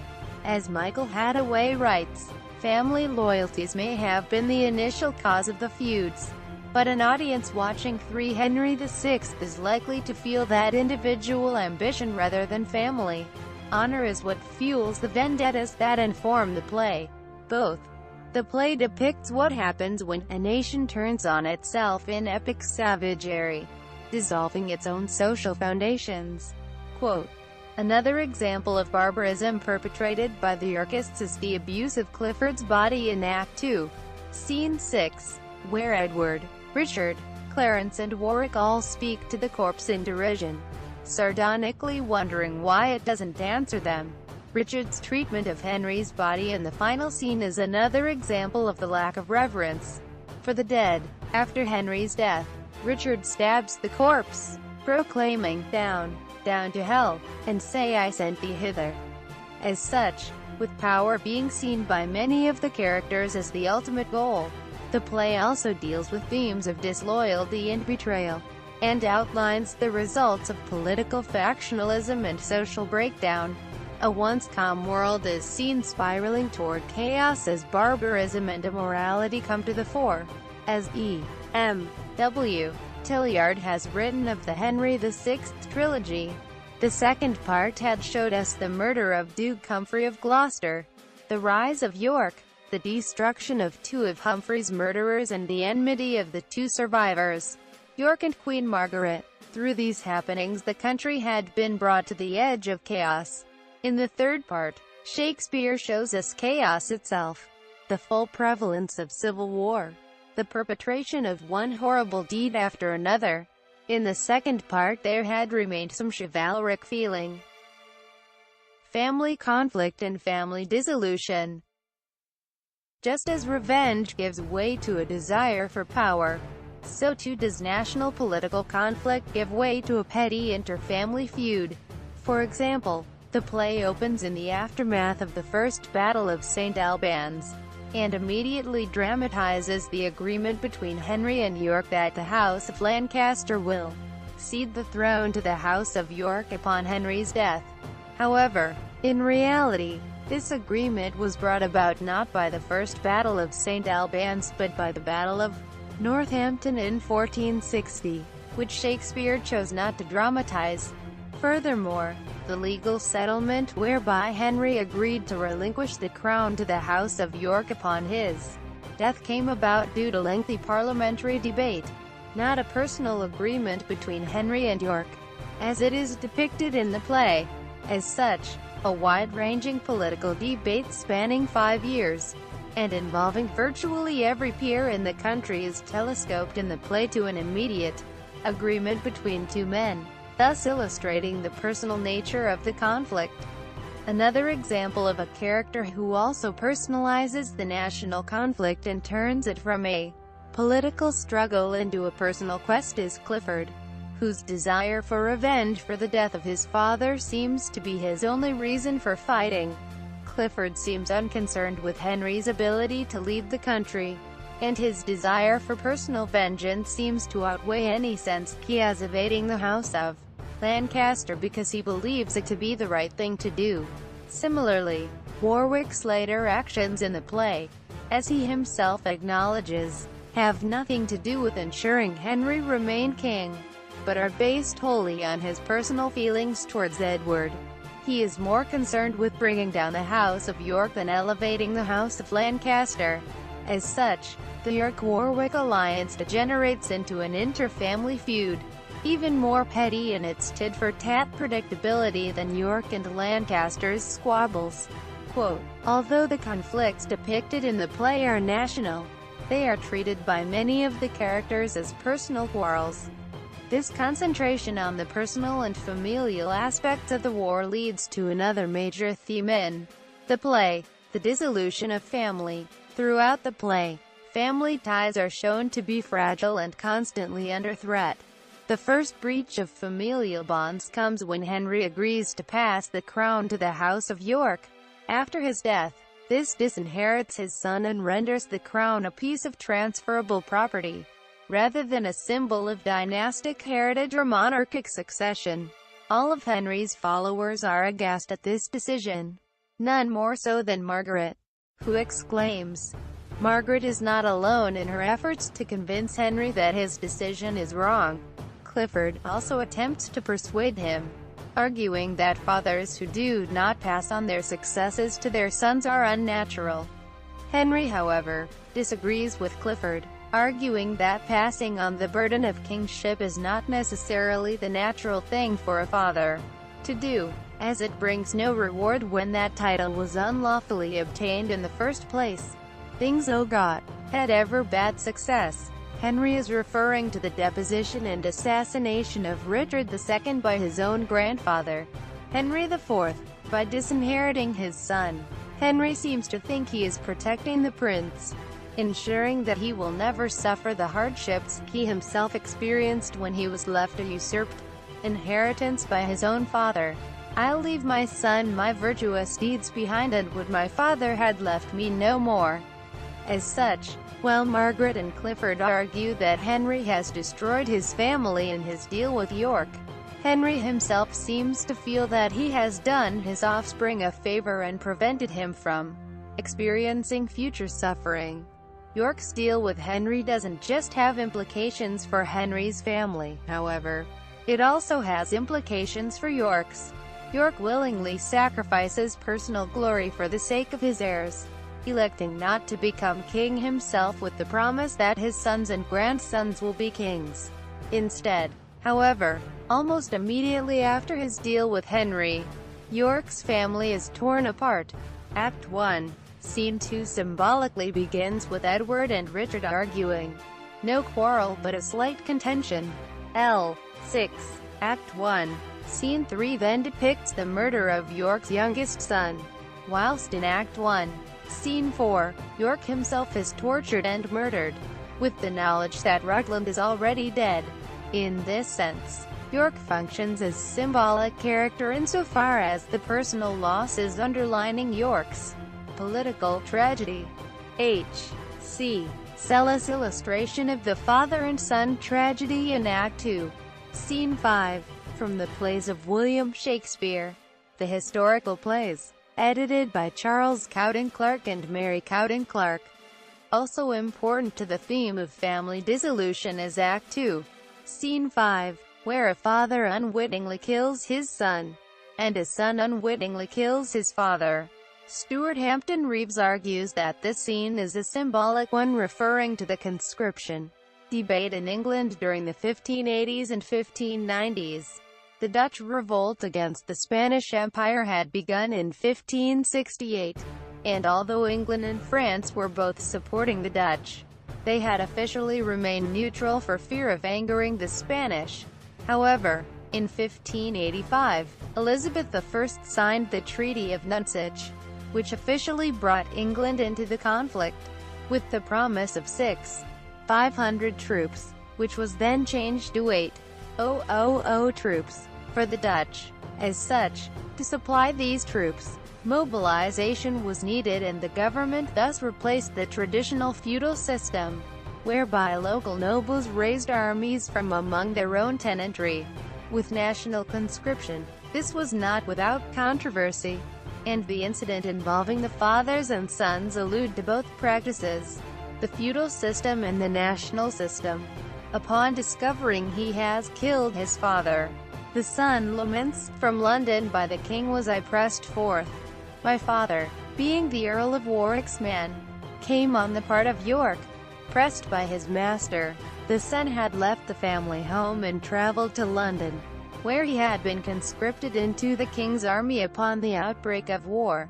The father had stayed at home and had been compelled to join the army of the local noble, i.e., Warwick. Thus they ended up on opposite sides in the conflict. As regional stability gives way to national discord and social breakdown, and the war begins quite literally to tear families apart. Performance. After the original 1592 performances, the complete text of 3 Henry VI seems to have been very rarely acted. The first definite performance in England after Shakespeare's day didn't occur until 1906, when F.R. Benson presented the play at the Shakespeare Memorial Theatre in a production of Shakespeare's 2 tetralogies, performed over 8 nights. As far as can be ascertained, this was not only the first performance of the octology, but was also the first definite performance of both the tetralogy and the trilogy. Benson himself played Henry and his wife, Constance Benson, played Margaret. In 1952, Douglas Seal directed a production of 3 Henry VI at the Birmingham Repertory Theatre. Following a successful production of 2 Henry VI in 1951, 1 Henry VI would follow in 1953. All 3 plays starred Paul Daneman as Henry and Rosalind Boxall as Margaret, with 3 Henry VI featuring Alan Bridges as Edward and Edgar Refford as Richard. Although little was removed from the text, it did end differently from the written play. After Edward has spoken his last lines, everyone leaves the stage except Richard, who walks towards the throne, then turns and looks out to the audience, speaking the first 30 lines of his opening speech from Richard III. From "Now is the winter of our discontent" to "I am determined to prove a villain," at which point the curtain falls. Additionally, in this production, Boxall as Margaret fully participated in the Battle of Tewkesbury, which was considered a bold move at the time. A production which made much of its unedited status came in 1977, at the Royal Shakespeare Theatre, where Terry Hands presented all 3 Henry VI plays with Alan Howard as Henry and Helen Mirren as Margaret. Although the production was only moderately successful at the box office, it was critically lauded at the time for Alan Howard's unique portrayal of Henry. Howard adopted historical details concerning the real Henry's madness into his performance, presenting the character as constantly on the brink of a mental and emotional breakdown, possibly as a reaction to a recent adaptation of the trilogy under the general title Wars of the Roses, which was strongly political. Hands attempted to ensure his own production was entirely apolitical. Wars of the Roses was a study in power politics. Its central image was the conference table, and Warwick, the scheming kingmaker, was the central figure. But that's not Shakespeare. Shakespeare goes far beyond politics. Politics is a very shallow science. Aside from Howard and Mirren, the production starred Alfred Lynch as Edward and Anton Lesser as Richard. In 1994, Katie Mitchell directed the play as a standalone piece for the Royal Shakespeare Company, RSC, at the Other Place Theatre in Stratford, under the title Henry VI, The Battle for the Throne, starring Jonathan Firth as Henry, Ruth Mitchell as Margaret, Tom Smith as Richard and Lloyd Owen as Edward. The play added dialogue, primarily anti-war material, from Gorboduc, Richard II, to Henry VI and Richard III. Mitchell cut all on-stage violence, resulting in York, Rutland, Prince Edward and Henry all being killed off-stage. The introduction of the head of Somerset was also removed, with the play beginning instead at line 25. This is the palace of the fearful king. Also removed was much of Margaret's speech to rouse her army prior to Tewkesbury. Under the direction of Michael Boyd, the play was presented at the Swan Theatre in Stratford in 2000, with David Oyelowo as Henry, Fiona Bell as Margaret, Tom Beard as Edward and Aidan McArdle as Richard. The play was presented with the other 5 history plays. Richard II, 1 Henry IV, 2 Henry IV, Henry V and Richard III, to form a complete 8-part history cycle under the general title This England, The Histories. The first time the RSC had ever attempted to stage the 8 plays as one sequence. This England, The Histories was revived in 2006, as part of the Complete Works Festival at the Courtyard Theatre, with the Henry VI plays again directed by Boyd, and starring Chuck Iwuji as Henry, Katie Stevens as Margaret, Forbes Masson as Edward and Jonathan Slinger as Richard. When the Complete Works wrapped in March 2007, the history plays remained on stage, under the shorter title The Histories, as part of a 2-year, 34-actor ensemble production. 3 Henry VI was performed under the title Henry VI, Part 3, The Chaos. At the end of the 2-year program, the entire octology was performed over a 4-day period under the title The Glorious Moment. Richard II was staged on a Thursday evening, followed by the 2 Henry IV plays on Friday afternoon and evening, the 3 Henry VI plays on Saturday, 2 afternoon performances and 1 evening performance, and Richard III on Sunday evening. Boyd's production garnered much attention at the time because of his interpolations and additions to the text. Most notably, Boyd introduced a new character into the trilogy, called the Keeper. The character never speaks, but upon the death of each major character, the Keeper, played by Edward Clayton in 2000, and by Anthony Bunsey in 2006-2007, wearing all red, would walk onto stage and approach the body. The actor playing the body would then stand up and allow himself to be led off stage by the figure. The production was also particularly noted for its realistic violence, according to Robert Gorlington of the Daily Express, in his review of the original 2000 production. Blood from a severed arm sprayed over my lap. A human liver slopped to the floor by my feet. An eyeball scudded past. Then a tongue. Quote. In 2012, the trilogy was staged at Shakespeare's Globe as part of the Globe to Globe Festival, with each play performed by a different Balkans-based company and offered as a commentary on the recent history of violence in that region. 3 Henry VI was staged by the Macedonian company, National Theatre Bitola, directed by John Blondell, and starring Petr Gorko as Henry, Gabriela Petrusevska as Margaret, Nicole Cheprochevsky as Edward and Martin Merchevsky as Richard. Outside the UK, the first major American performance was in 1935 at the Pasadena Playhouse in California, directed by Gilmore Brown, as part of a production of all 10 Shakespearean histories. The 2 tetralogies, preceded by King John and preceded by Henry VIII. In 2010 in New York City, the independent theater company Wide-Eyed Productions, in association with Columbia University, mounted a standalone production of the play at the East 13th Street Theater, home of Classic Stage Company. The production was directed by Adam Marple and featured Nat Cassidy as Henry, Candace Thompson as Margaret, Sky Seals as Edward and Ben Newman as Richard. It was noted as being a rare opportunity to see the play on its own and was well received. Particularly for its staging of the conclusion, in which Henry's corpse remained on stage, doused in a steady rain of blood, throughout Edward IV's final scene. after which a naked and feral Richard bolts on stage and delivers the opening lines of Richard III, before literally eating the throne. In Europe, unedited stagings of the play took place at the Weimar Court Theatre in 1857. Directed by Franz von Dingelstedt, it was performed as the seventh part of the octology, with all 8 plays staged over a 10-day period. A major production was staged at the Burg Theatre in Vienna in 1873. Jacques Sisowitz directed a production of the tetralogy at the Munich Court Theatre in 1889 and again in 1906. In 1927, Saladin Schmidt presented the unedited octology at the Municipal Theatre in Bochum.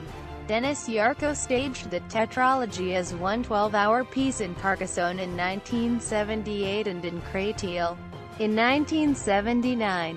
In 1999, director Rüdiger Burbach presented 2 Henry VI and 3 Henry VI at the Zurich Playhouse. This production was unique insofar as a woman, Katharina Schmolzer, played Henry. Margaret was played by Katharina von Bach. Adaptations. Theatrical evidence for the first adaptation of 3 Henry VI is found during the Restoration, when, in 1681, John Crown created a 2-part play entitled Henry VI. The first part in the misery of civil war. 3 Henry VI was also partly incorporated into Colley Cibber's The Tragical History of King Richard III, containing the distresses and death of King Henry VI. One of the most successful Shakespearean adaptations of all time. The play was half Shakespeare, half new material. 3 Henry VI was used as the source for Act I, which dramatized Henry's lamentation about the burdens of kingship. The Battle of Tewkesbury. Act 5, ? Although Margaret's speech in Act 5, Scene 1 was replaced with Henry V's "Once more unto the breach" speech from Henry V and is spoken by Warwick, and Richard's murder of Henry in the Tower. Richard's soliloquy in Act 2 of Tragical History was also based upon his soliloquy in Act 3, Scene 2 of 3 Henry VI. Colley's son, Theophilus Cibber, wrote his own adaptation, King Henry VI, a tragedy, in 1723, using Act 5 of 2 Henry VI and Act 1 and 2 of 3 Henry VI. Performed at Drury Lane, Colley appeared as Winchester, as had Crown. Cibber created a new scene involving Rutland.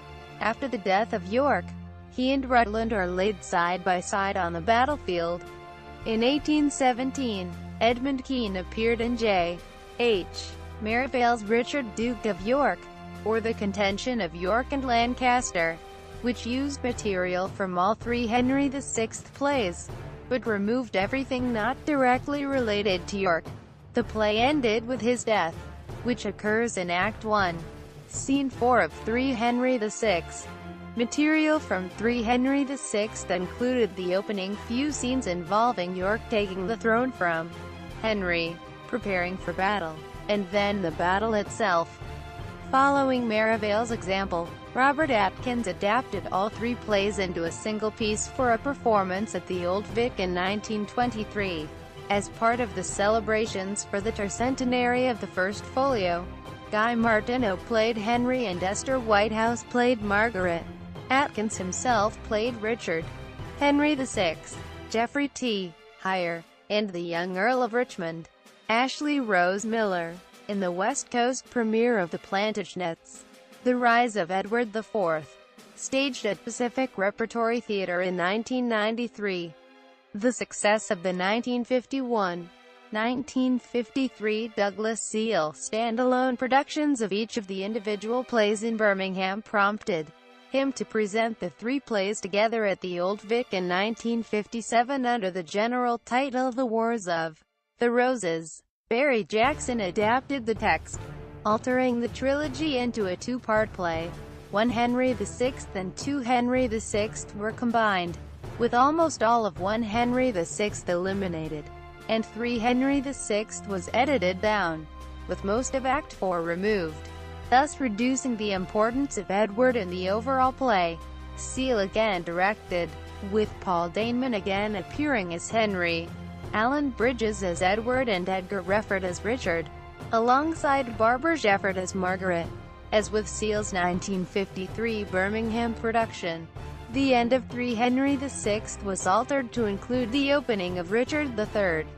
The production, which is usually credited with establishing the reputation of the play in the modern theatre, is John Barton and Peter Hall's 1963 1964 RSC production of the tetralogy, adapted into a 3-part series, under the general title The Wars of the Roses, at the Royal Shakespeare Theatre. The first play, entitled simply Henry VI, featured a much shortened version of 1 Henry VI and half of 2 Henry VI, up to the death of Cardinal Beaufort. The second play, entitled Edward IV, featured the second half of 2 Henry VI and a shortened version of 3 Henry VI, which was then followed by a shortened version of Richard III as the third play. In all, 450 lines written by Barton were added to 6,000 lines of original Shakespearean material, with a total of 350 lines removed. Another major adaptation was staged in 1986 by the English Shakespeare Company, under the direction of Michael Bogdanov. This touring production opened at the Old Vic, and subsequently toured for 2 years, performing at, amongst other places, the Panasonic Globe Theatre in Tokyo, Japan, as the inaugural play of the arena, the Festival dei du Mondi in Spoleto, Italy, and at the Adelaide Festival in Adelaide, Australia.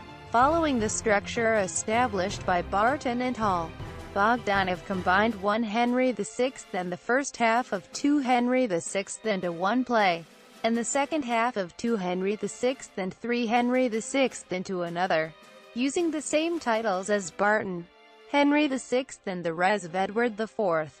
Also, like Barton and Hall, Bogdanov concentrated on political issues, although he made them far more overt than had his predecessors.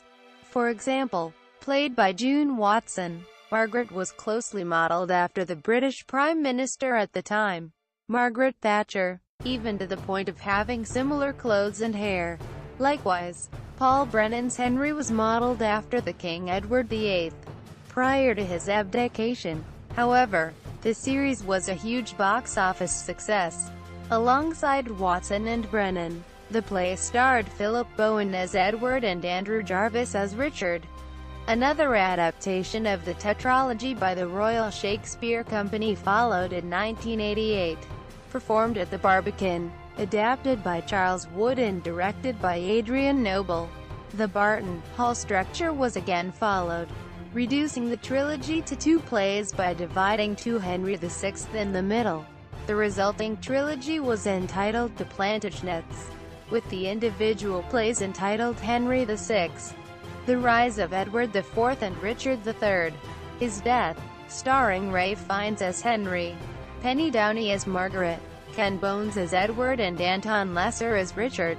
The production was extremely successful with both audiences and critics. This play ended with the line, "Now is the winter of our discontent," the opening line from Richard III. Michael Bogdanov and the English Shakespeare Company presented a different adaptation at the Swansea Grand Theatre in 1991, using the same cast as on the touring production.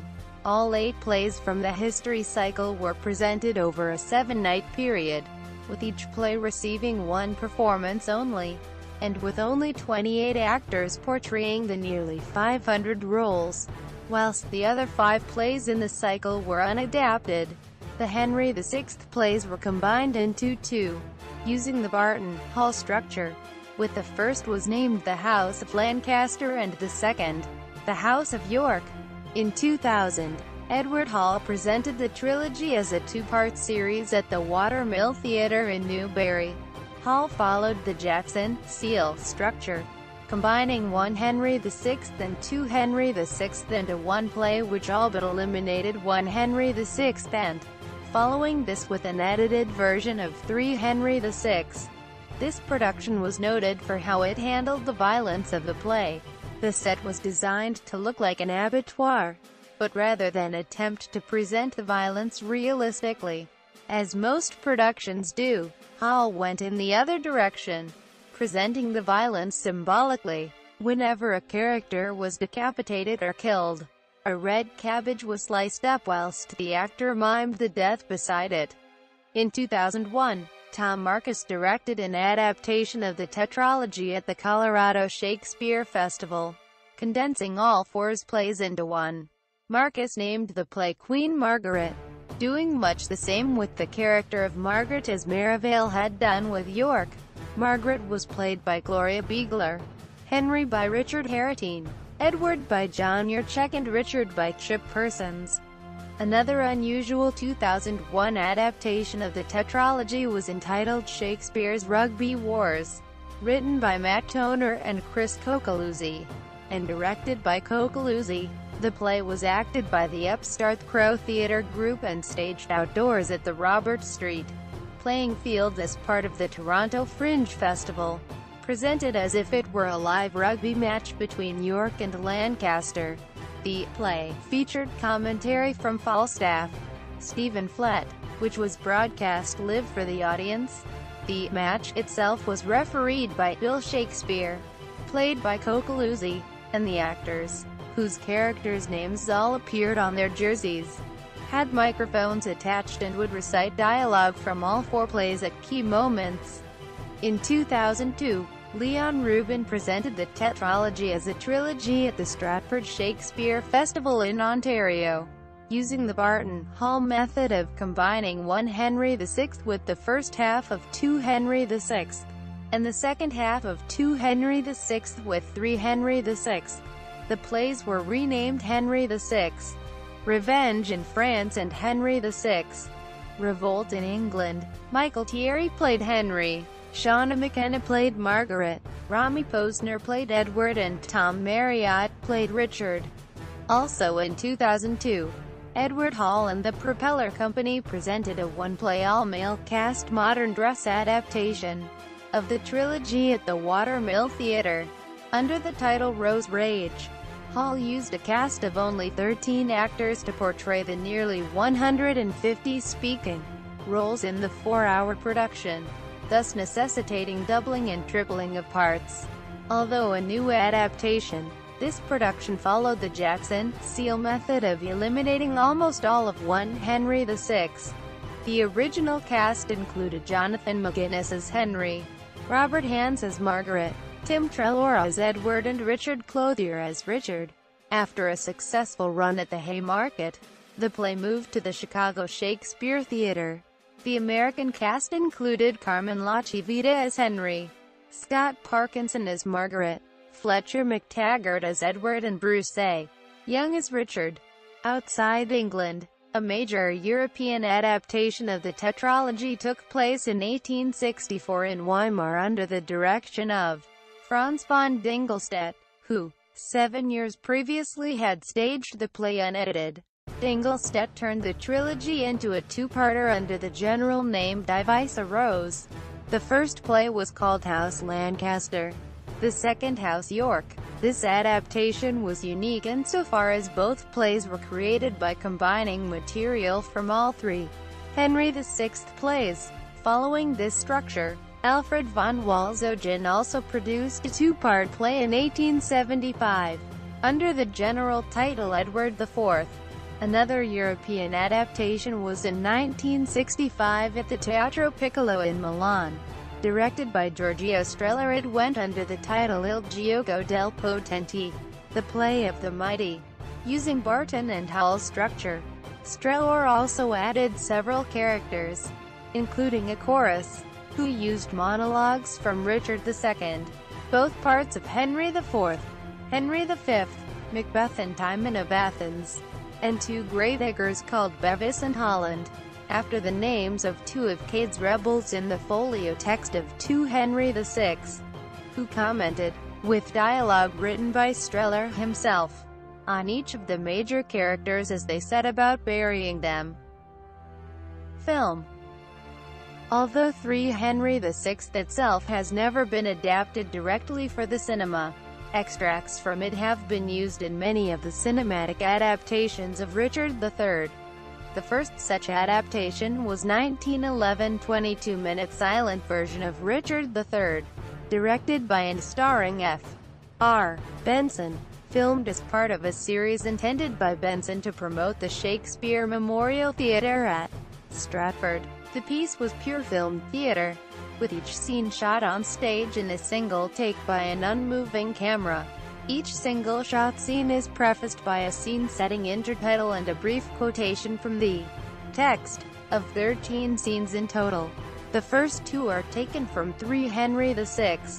The murder of Prince Edward and the banishment of Queen Margaret, Act 5, Scene 5, and Richard's murder of Henry in the Tower, Act 5, Scene 6. Similarly, the 1912 American adaptation, directed by James Keane and Andre Kalmetz, and starring Frederick Ward as Richard, opened with the same 2 scenes: the murder of Prince Edward and the murder of Henry VI. The play was also used in one of the earliest sound films, the 1929 John G. Adolphe movie The Show of Shows, a revue-style production featuring extracts from numerous plays, musicals and novels. Richard's soliloquy from Act 3, Scene 2 was used in the film, recited by John Barrymore, although Barrymore incorrectly attributes the speech to 1 Henry VI, who delivers the speech after the opening dialogue of 3 Henry VI concerning Somerset's head. Barrymore had recently starred in a hugely successful 5-hour production of Richard III on Broadway, and this speech had been singled out by critics as the best in the entire production. As such, when offered the chance to perform on film, Barrymore chose to reproduce it. Film critics proved just as impressed with the speech as had theatrical critics, and it was generally regarded as the finest moment of the film. Extracts from the play were also used in Laurence Olivier's 1955 filmic adaptation of Richard III, starring Olivier himself as Richard, Cedric Hardwicke as Edward, John Gielgud as George and Mary Carriage as Queen Elizabeth. The film begins with the coronation of Edward IV, which happens between 3:1 and 3:2 of 3 Henry VI, and then moves into a shortened version of Act 5, Scene 7, the final scene from 3 Henry VI. The opening lines of the film are Edward's "Once more we sit in England's royal throne, repurchased with the blood of enemies. Come hither, Bess, and let me kiss my boy, young Ned, for thee, thine uncles and myself, have in our armours watched the winter's night, went all afoot in summer's scalding heat, that thou mightst repossess the crown in peace, and of our labours thou shalt reap the gain." This is a truncated version of all 1-20, apart from the omission of some lines. The most noticeable departure from the text of 5:7 is the inclusion of 2 characters who do not appear in the play: the Duke of Buckingham, played by Ralph Richardson, and Jane Shore, played by Pamela Brown. Buckingham is a major character throughout Richard III, where he is Richard's closest ally for a time.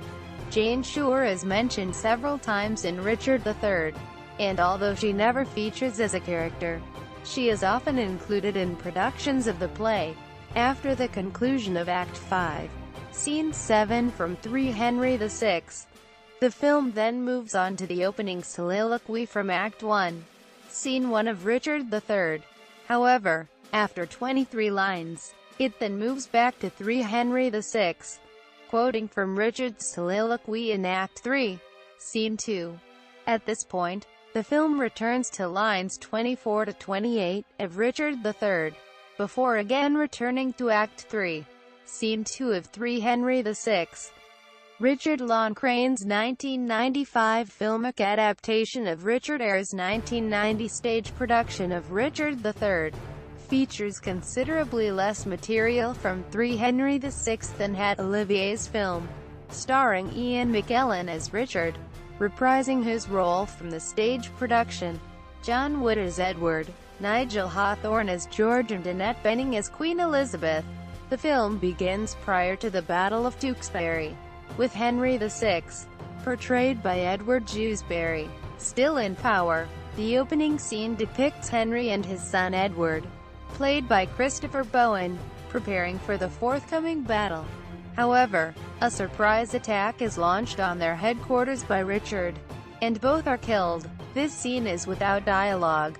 The last line of 3 Henry VI is also used in the film. Edward's "For Here I Hope Begins Our Lasting Joy" appears as a subtitle after the coronation of Edward and is altered to read, "And now, they hope, begins their lasting joy," with "they" referring to the House of York. The film then moves on to the coronation of Edward IV, again without dialogue, before Richard delivers the opening speech of Richard III as an after-dinner toast to the new king. Like Olivier's film, Lon Crane includes several characters in the coronation scene who are not present in the text of 3 Henry VI. Buckingham, played by Jim Broadbent; Richmond, played by Dominic West; and Elizabeth Plantagenet, played by Kate Stevenson Payne. Richmond will later go on to be Henry VII, and Elizabeth, King Edward's daughter, will become his queen. As with Jane Shore, Elizabeth is mentioned several times in Richard III, although she never appears in the text. Lon Crane's film also used a line from 3 Henry VI in its poster campaign. "I can smile and murder whiles I have smile," although "whiles" was changed to "while." Quote, this line is also included in the film.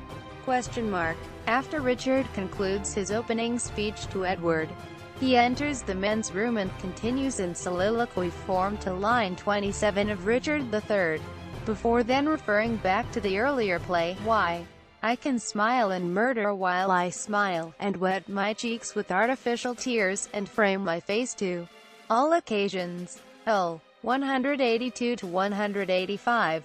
The film then moves on to the arrest of George. Television.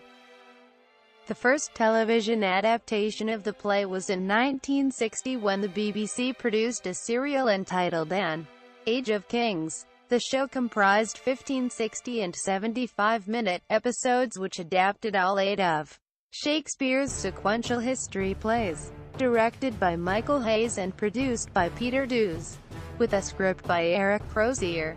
The production featured Terry Scully as Henry, Mary Morris as Margaret, Julian Glover as Edward and Paul Daneman as Richard. The 12th episode, The Morning's War, covers Acts Chapter 1, 2 and Act 3, Scenes 1 and 2, concluding with Richard's soliloquy wherein he vows to attain the crown. The 13th episode, The Sun in Splendor, presents everything from Act 3, Scene 3 onwards, beginning with Margaret's visit to Louis XI in France, with each episode running 1 hour. A great deal of text was necessarily removed, but aside from truncation, only minor alterations were made to the original. For example, in The Morning's War, the character of Edmund, Earl of Rutland, is played by an adult actor, whereas in the text, he is a child and Margaret is present during the murder of Rutland, and we see her wipe his blood on the handkerchief which she later gives to York. Additionally, Richard fights and kills Clifford during the Battle of Towton. In the text, they fight, but Clifford flees and is mortally wounded off-stage when hit by an arrow. In The Sun in Splendor, Edward is rescued from his imprisonment by Richard and Lord Stafford, whereas in the play, he is rescued by Richard, Lord Hastings and William Stanley. Also, the end of the episode differs slightly from the end of the play. After Edward expresses his wish that all conflict has ceased, a large celebration ensues. As the credits roll, Richard and George stand to one side, and George almost slips into a barrel of wine, only to be saved by Richard.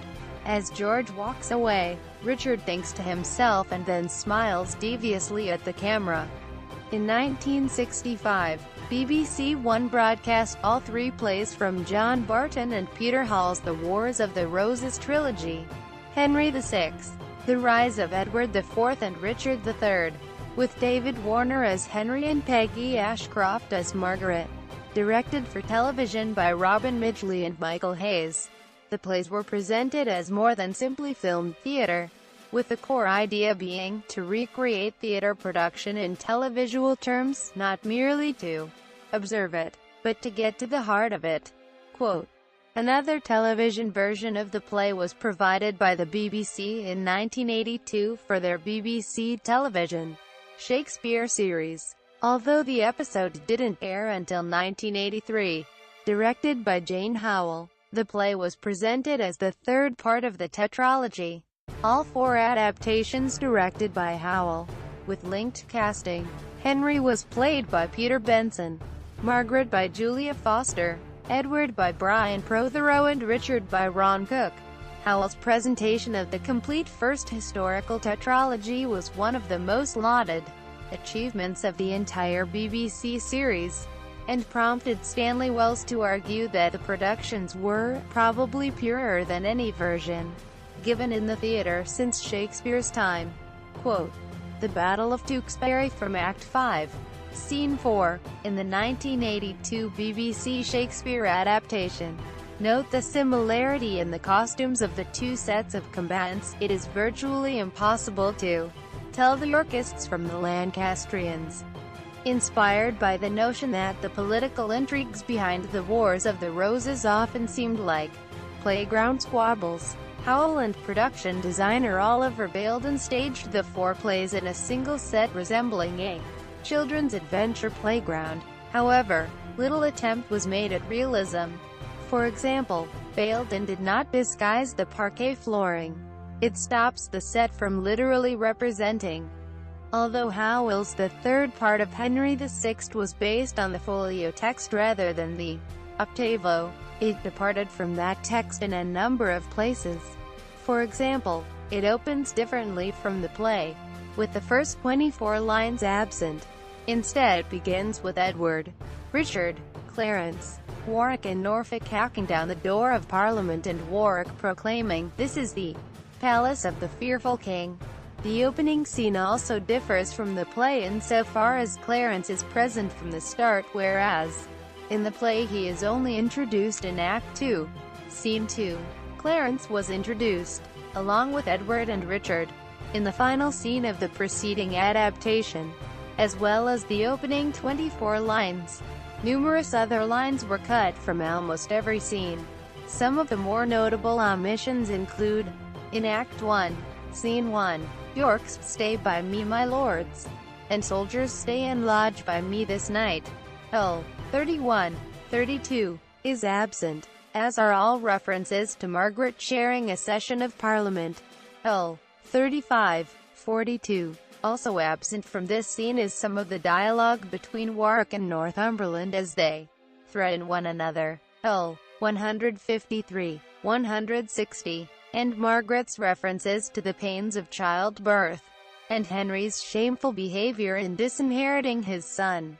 L. 221, 226. Absent from Act 1, Scene 3 is Rutland's appeal to Clifford's paternal instincts. "Thou hast one son. For his sake pity me, lest in revenge thereof, sith a God is just, he be as miserably slain as I." L. 41, 43. In Act 2, Scene 1, all references to Clarence's entry into the conflict are absent, as he had already been introduced as a combatant at the end of 2 Henry VI. In Act 2, Scene 2, 2 lines are missing from Henry's rebuke of Clifford's accusation that he has been unnatural by disinheriting the prince, and happy always was it for that son, whose father for his hoarding went to hell. L. 47, 48. During the ensuing debate between the Yorkists and the Lancastrians, Richard's Northumberland, "I hold thee reverentially," L. 109, is absent. In Act 2, Scene 3, Clarence's plans to rouse the army are absent, and call them pillars that will stand to us, and if we thrive, promise them such rewards as victors were at the Olympian Games. L. 51, 53. In Act 3, Scene 3, Oxford and Prince Edward's speculations as to the contents of the newly arrived letters is absent. L. 167, 170. As is Warwick's reference to Salisbury's death and the incident with his niece. Did I forget that by the House of York, my father came untimely to his death? Did I let pass the abuse done to my niece? L. 186, 188. All references to Lord Bourbon are also absent from this scene. L. 253, 255. In Act 4, Scene 4, the first 12 lines are absent, where Elizabeth reports to Rivers that Edward has been captured. However, there were also some additions to the text, most noticeably some lines from True Tragedy. In Act 1, Scene 1, for example, 4 lines are added at the beginning of Henry's declaration that he would rather see civil war than yield the throne. Between lines 124 and 125, Henry states, "Ah, Plantagenet, why seekest thou to depose me? Are we not both Plantagenets by birth, and from 2 brothers lineally descent? Suppose by right and equity thou be king." Quote. Also in Act 1, Scene 1, a line is inserted between lines 174 and 175. When York asks Henry if he agrees to the truce, Henry replies, "Convey the soldiers hence, and then I will." Quote. In Act 2, Scene 6, a line is inserted between lines 7 and 8. The common people swarm like summer flies. Most significant, however, is Act 5, Scene 1, where the entirety of Clarence's return to the Lancastrians is taken from True Tragedy, which completely replaces the depiction of the scene in 3 Henry VI. Other changes include the transferal of lines to characters other than those who speak them in the folio text, particularly in relation to Clarence, who is given numerous lines in the early part of the play. For example, in Act 2, Scene 1, it is Clarence who says Edwards, "I wonder how our princely father 'scaped, or whether he be 'scaped away or no, from Clifford and Northumberland's pursuit." L. 1, 3. Clarence also speaks Richard's 3 glorious sons, each one a perfect son, not separated with the racking clouds, but severed in a pale clear shining sky. L. 26, 28. Edwards, sweet Duke of York, our prop to lean upon, now thou art gone. We have no staff, no stay. L. 68, 69. And Richard's, great Lord of Warwick, if we should recount our baleful news, and at each word's deliverance, stab poniards in our flesh till all were told, the words would add more anguish than the wounds. L. 96, 100. Also worth noting is that Elizabeth's son, the Marquis of Dorset, is introduced just after the marriage of Elizabeth and Edward. Act 4, Scene 1. In the text, Dorset doesn't appear until Richard III. A notable stylistic technique used in the adaptation is the multiple addresses direct to camera. For example, Henry's, "I know not what to say. My title's weak. All will revolt from me, and turn to him, and I with a grief and sorrow to the court. And revenged may she be on that hateful duke, whose haughty spirit, winged with desire, will cost my crown, and like an empty eagle, tire on the flesh of me and my son. Exeter's, and I hope, shall reconcile them all." The entirety of York's soliloquy in Act 1. Scene 4. Warwick's pause to get his breath during the Battle of Barnet. All of Act 2. Scene 5, including dialogue from Henry, the father and the son, up to the entry of Prince Edward at line 125. All of Henry's monologue in Act 3. Scene 1, prior to his arrest. L. 13, 54. Richard's entire soliloquy in Act 3. Scene 2. L. 124, 195. Margaret's eye. Now begins a second storm to rise. For this is he that moves both wind and tide. Warwick's soliloquy at the end of the Act 3. Scene 3. L. 257, 268. Richard's, "I hear, yet say not much, but think the more, and not I. My thoughts aim at a further matter. I stay not for love of Edward but the crown. Warwick's own bit spite. Is sportful Edward come? The entirety of Richard's soliloquy in Act 5, Scene 6. After killing Henry, Hull, 61:93, and Richard's, to say the truth. So Judas kissed his master, and cried, "All hail," when as he meant all harm. The play also featured in ITV's Will Shakespeare, a 1978 six-part, heavily fictionalized, biopic of Shakespeare. Tim Curry, written by John Mortimer. Episode 1, Dead Shepherd, focuses on Shakespeare's apprenticeship to Christopher Marlowe, Ian McShane, during which time he writes the Henry VI trilogy, specifically focused upon his Act 2, Scene 5, the scene of the son killing his father and the father killing his son. In 1964, Austrian Channel ORF 2 presented an adaptation of the trilogy by Leopold Lindbergh under the title Heinrich VI. The cast list from this production has been lost. Radio. In 1923, extracts from all three Henry VI plays were broadcast on BBC Radio, performed by the Cardiff Station Repertory Company as the third episode of a series of programs showcasing Shakespeare's plays, entitled Shakespeare Night. The adaptation starred Valentine Dyal as Henry, Sonia Dresdel as Margaret, John Glenn as Edward and Donald Wolfett as Richard. In 1971, BBC Radio 3 presented a two-part adaptation of the trilogy by Raymond Rakes. Part 1 contained an abridged 1 Henry VI and an abridged version of the first three acts of 2 Henry v. Part 2 presented Acts Chapter 4 and 5 of 2 Henry VI and an abridged 3 Henry VI. Nigel Lambert played Henry, Barbara Shefford played Margaret and Ian McKellen played both York and Richard. In 1977, BBC Radio 4 presented a 26-part serialization of the 8 sequential history plays under the general title Vivat Rex, Long Live the King, adapted by Martin Jenkins as part of the celebration of the Silver Jubilee of Elizabeth II. 3 Henry VI comprised episodes 19, Warwick the Kingmaker, and 20, The Tower. James Lawrenson played Henry, Peggy Ashcroft played Margaret, Ian Ogilvy played Edward and Richard Burton narrated. In America, in 1936, a heavily edited adaptation of the trilogy was broadcast as part of NBC Blues Radio Guild series, comprising 3 60-minute episodes aired a week apart.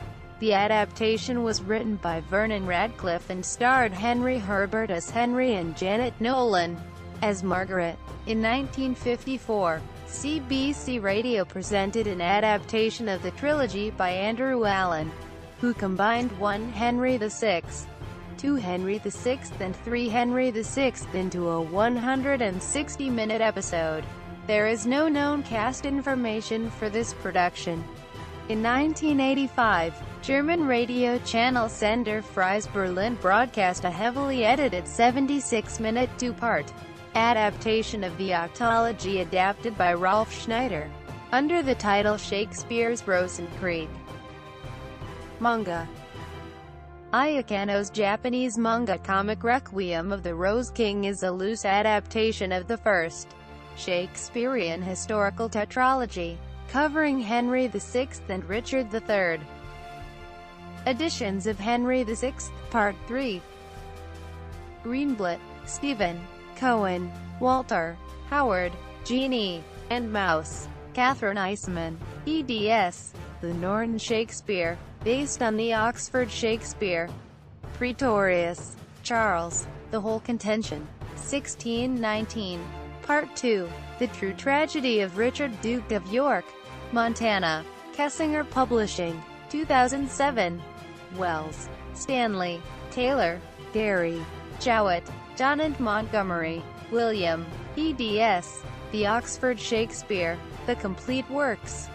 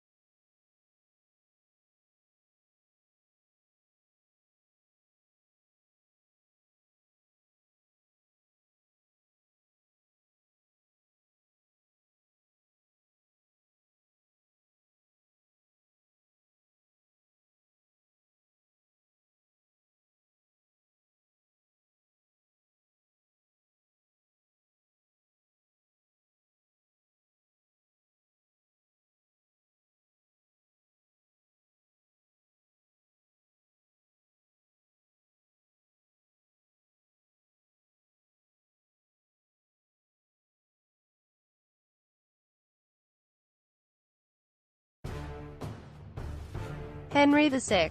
Part 3, often written as 3 Henry VI, is a history play by William Shakespeare believed to have been written in 1591, and set during the lifetime of King Henry VI of England, whereas 1 Henry VI deals with the loss of England's French territories and the political machinations leading up to the Wars of the Roses, and 2 Henry VI focuses on the king's inability to quell the bickering of his nobles, and the inevitability of armed conflict. 3 Henry VI deals primarily with the horrors of that conflict, with the once stable nation thrown into chaos and barbarism as families break down and moral codes are subverted in the pursuit of revenge and power. Although the Henry VI trilogy may not have been written in chronological order, the 3 plays are often grouped together with Richard III to form a tetralogy covering the entire Wars of the Roses saga, from the death of Henry V in 1422 to the rise to power of Henry VII in 1485. It was the success of this sequence of plays which firmly established Shakespeare's reputation as a playwright. Henry VI. Part 3 features the longest soliloquy in all of Shakespeare, and has more battle scenes, 4 on stage, 1 reported, than any other of Shakespeare's plays.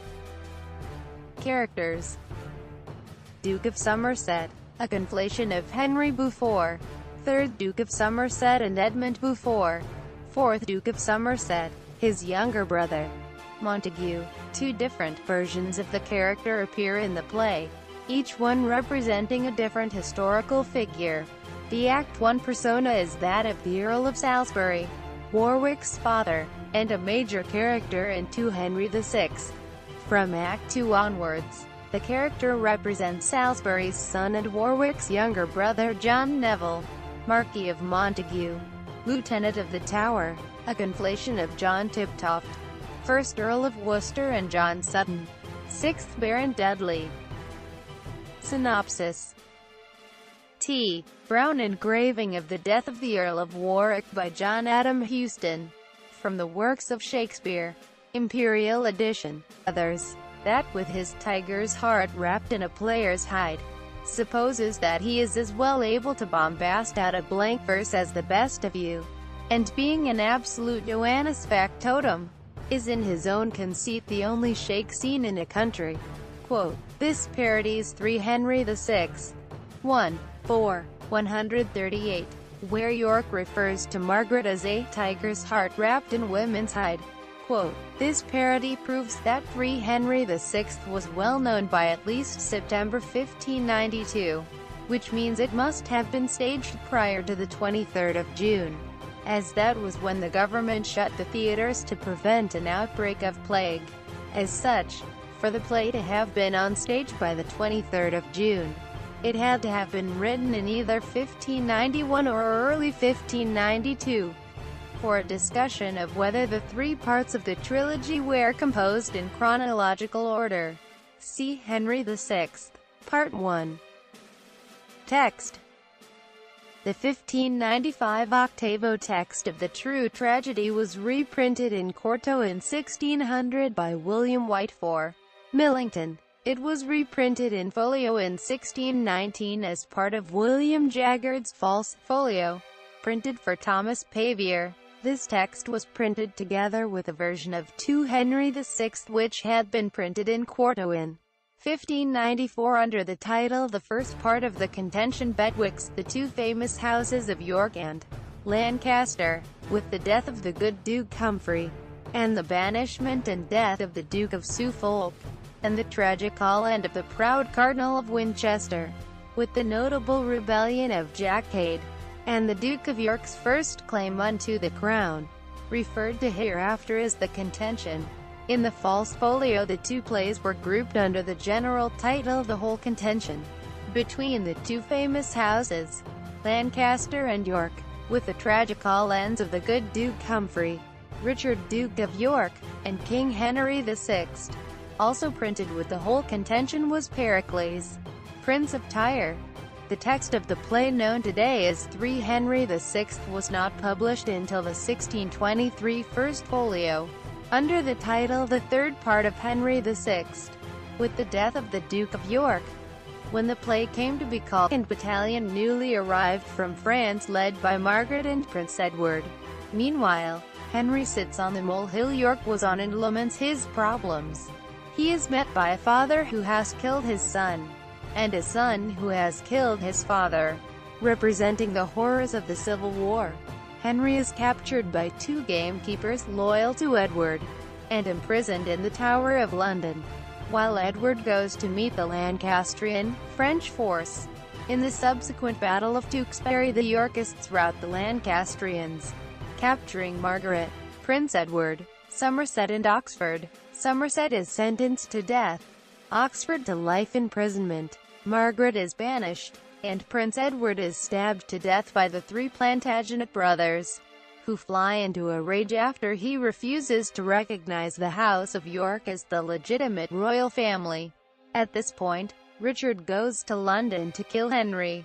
At Richard's arrival at the Tower, the two argue, and in a rage Richard stabs Henry. With his dying breath, Henry prophesies Richard's future villainy and the chaos that will engulf the country. Back at court, Edward orders celebrations to begin, believing the civil wars are finally over and lasting peace is at hand. He is unaware, however, of Richard's scheming and his desire for power at any cost. Date and text. Date: the true tragedy of Richard, Duke of York, and the death of good King Henry VI, with the whole contention between the 2 houses Lancaster and York, referred to hereafter as true tragedy, was published in octavo in 1595 by the bookseller Thomas Millington, and printed by Peter Short. It has been theorized that the true tragedy is a reported text of a performance of 3 Henry VI, and if so, 3 Henry VI was written by 1595 at the latest. However, there is evidence that the play may have been written several years earlier, and was on stage by September 1592. Robert Greene's pamphlet A Groat's Worth of Wit, registered on the 20th of September 1592, parodies a line from 3 Henry VI whilst mocking Shakespeare, to whom Greene refers as an upstart crow. Beautified with our friend Richard reveals to the audience his ambition to rise to power and take the throne from his brother, although as yet he is unsure how to go about it. After Towton, Warwick goes to France to secure for Edward the hand of Louis XI's sister-in-law, Lady Bona, thus ensuring peace between the 2 nations by uniting in marriage their 2 monarchies. Warwick arrives at the French court to find that Margaret, Prince Edward and the Earl of Oxford have come to Louis to seek his aid in the conflict in England. Just as Louis is about to agree to supply Margaret with troops, Warwick intervenes, and convinces Louis that it is in his interests to support Edward and approve the marriage. Back in England, however, the recently widowed Lady Grey, Elizabeth Woodville, has come to King Edward requesting her late husband's lands be returned to her, rather than granting her suit. However, captivated by her beauty, Edward marries her, against the advice of both George and Richard. Upon hearing of this, feeling he has been made to look a fool despite service to the House of York, Warwick denounces Edward, and switches allegiance to the Lancastrians, promising his daughter Anne's hand in marriage to Prince Edward as a sign of his loyalty. Shortly thereafter, George and Montague also defect to the Lancastrians. Warwick then invades England with French troops, and Edward is taken prisoner. Henry is restored to the throne, and appoints Warwick and George as his lord's protector. Soon thereafter, however, Edward is rescued by Richard, Hastings and Stanley. News of the escape reaches Henry's court, and the young Earl of Richmond is sent into exile in France for safety. Richmond is a descendant of John of Gaunt, uncle of Richard II and son of Edward III, and therefore a potential Lancastrian heir should anything happen to Henry and his son. Hence the need to protect him. Meanwhile, Edward reorganizes his forces, and confronts Warwick's army. At the Battle of Barnet, George betrays Warwick, and rejoins the Yorkists. This throws Warwick's forces into disarray, and the Yorkists win the battle, during which both Warwick and Montague are killed. Oxford and the Duke of Somerset now assume command of the Lancastrian forces, and join a edited by Charles Knight. The play begins where Henry VI left off, with the victorious Yorkists, York, Edward, Richard, Warwick, Montague and Norfolk, pursuing Henry and Margaret from the battlefield in the wake of the First Battle of St. Albans. Upon reaching the parliamentary chambers in London, York seats himself in the throne, and a confrontation ensues between his supporters and Henry's, threatened with violence by Warwick, who has brought part of his army with him. The king reaches an agreement with York which will allow him to remain king until his death, at which time the throne will permanently pass to the House of York and its descendants. Disgusted with this decision, which would disinherit the king's son, Prince Edward, the king's supporters, led by his wife, Margaret, abandon him, and Margaret declares war on the Yorkists, supported by Clifford, who is determined to exact revenge for the death of his father at the hands of York during the Battle of St. Albans.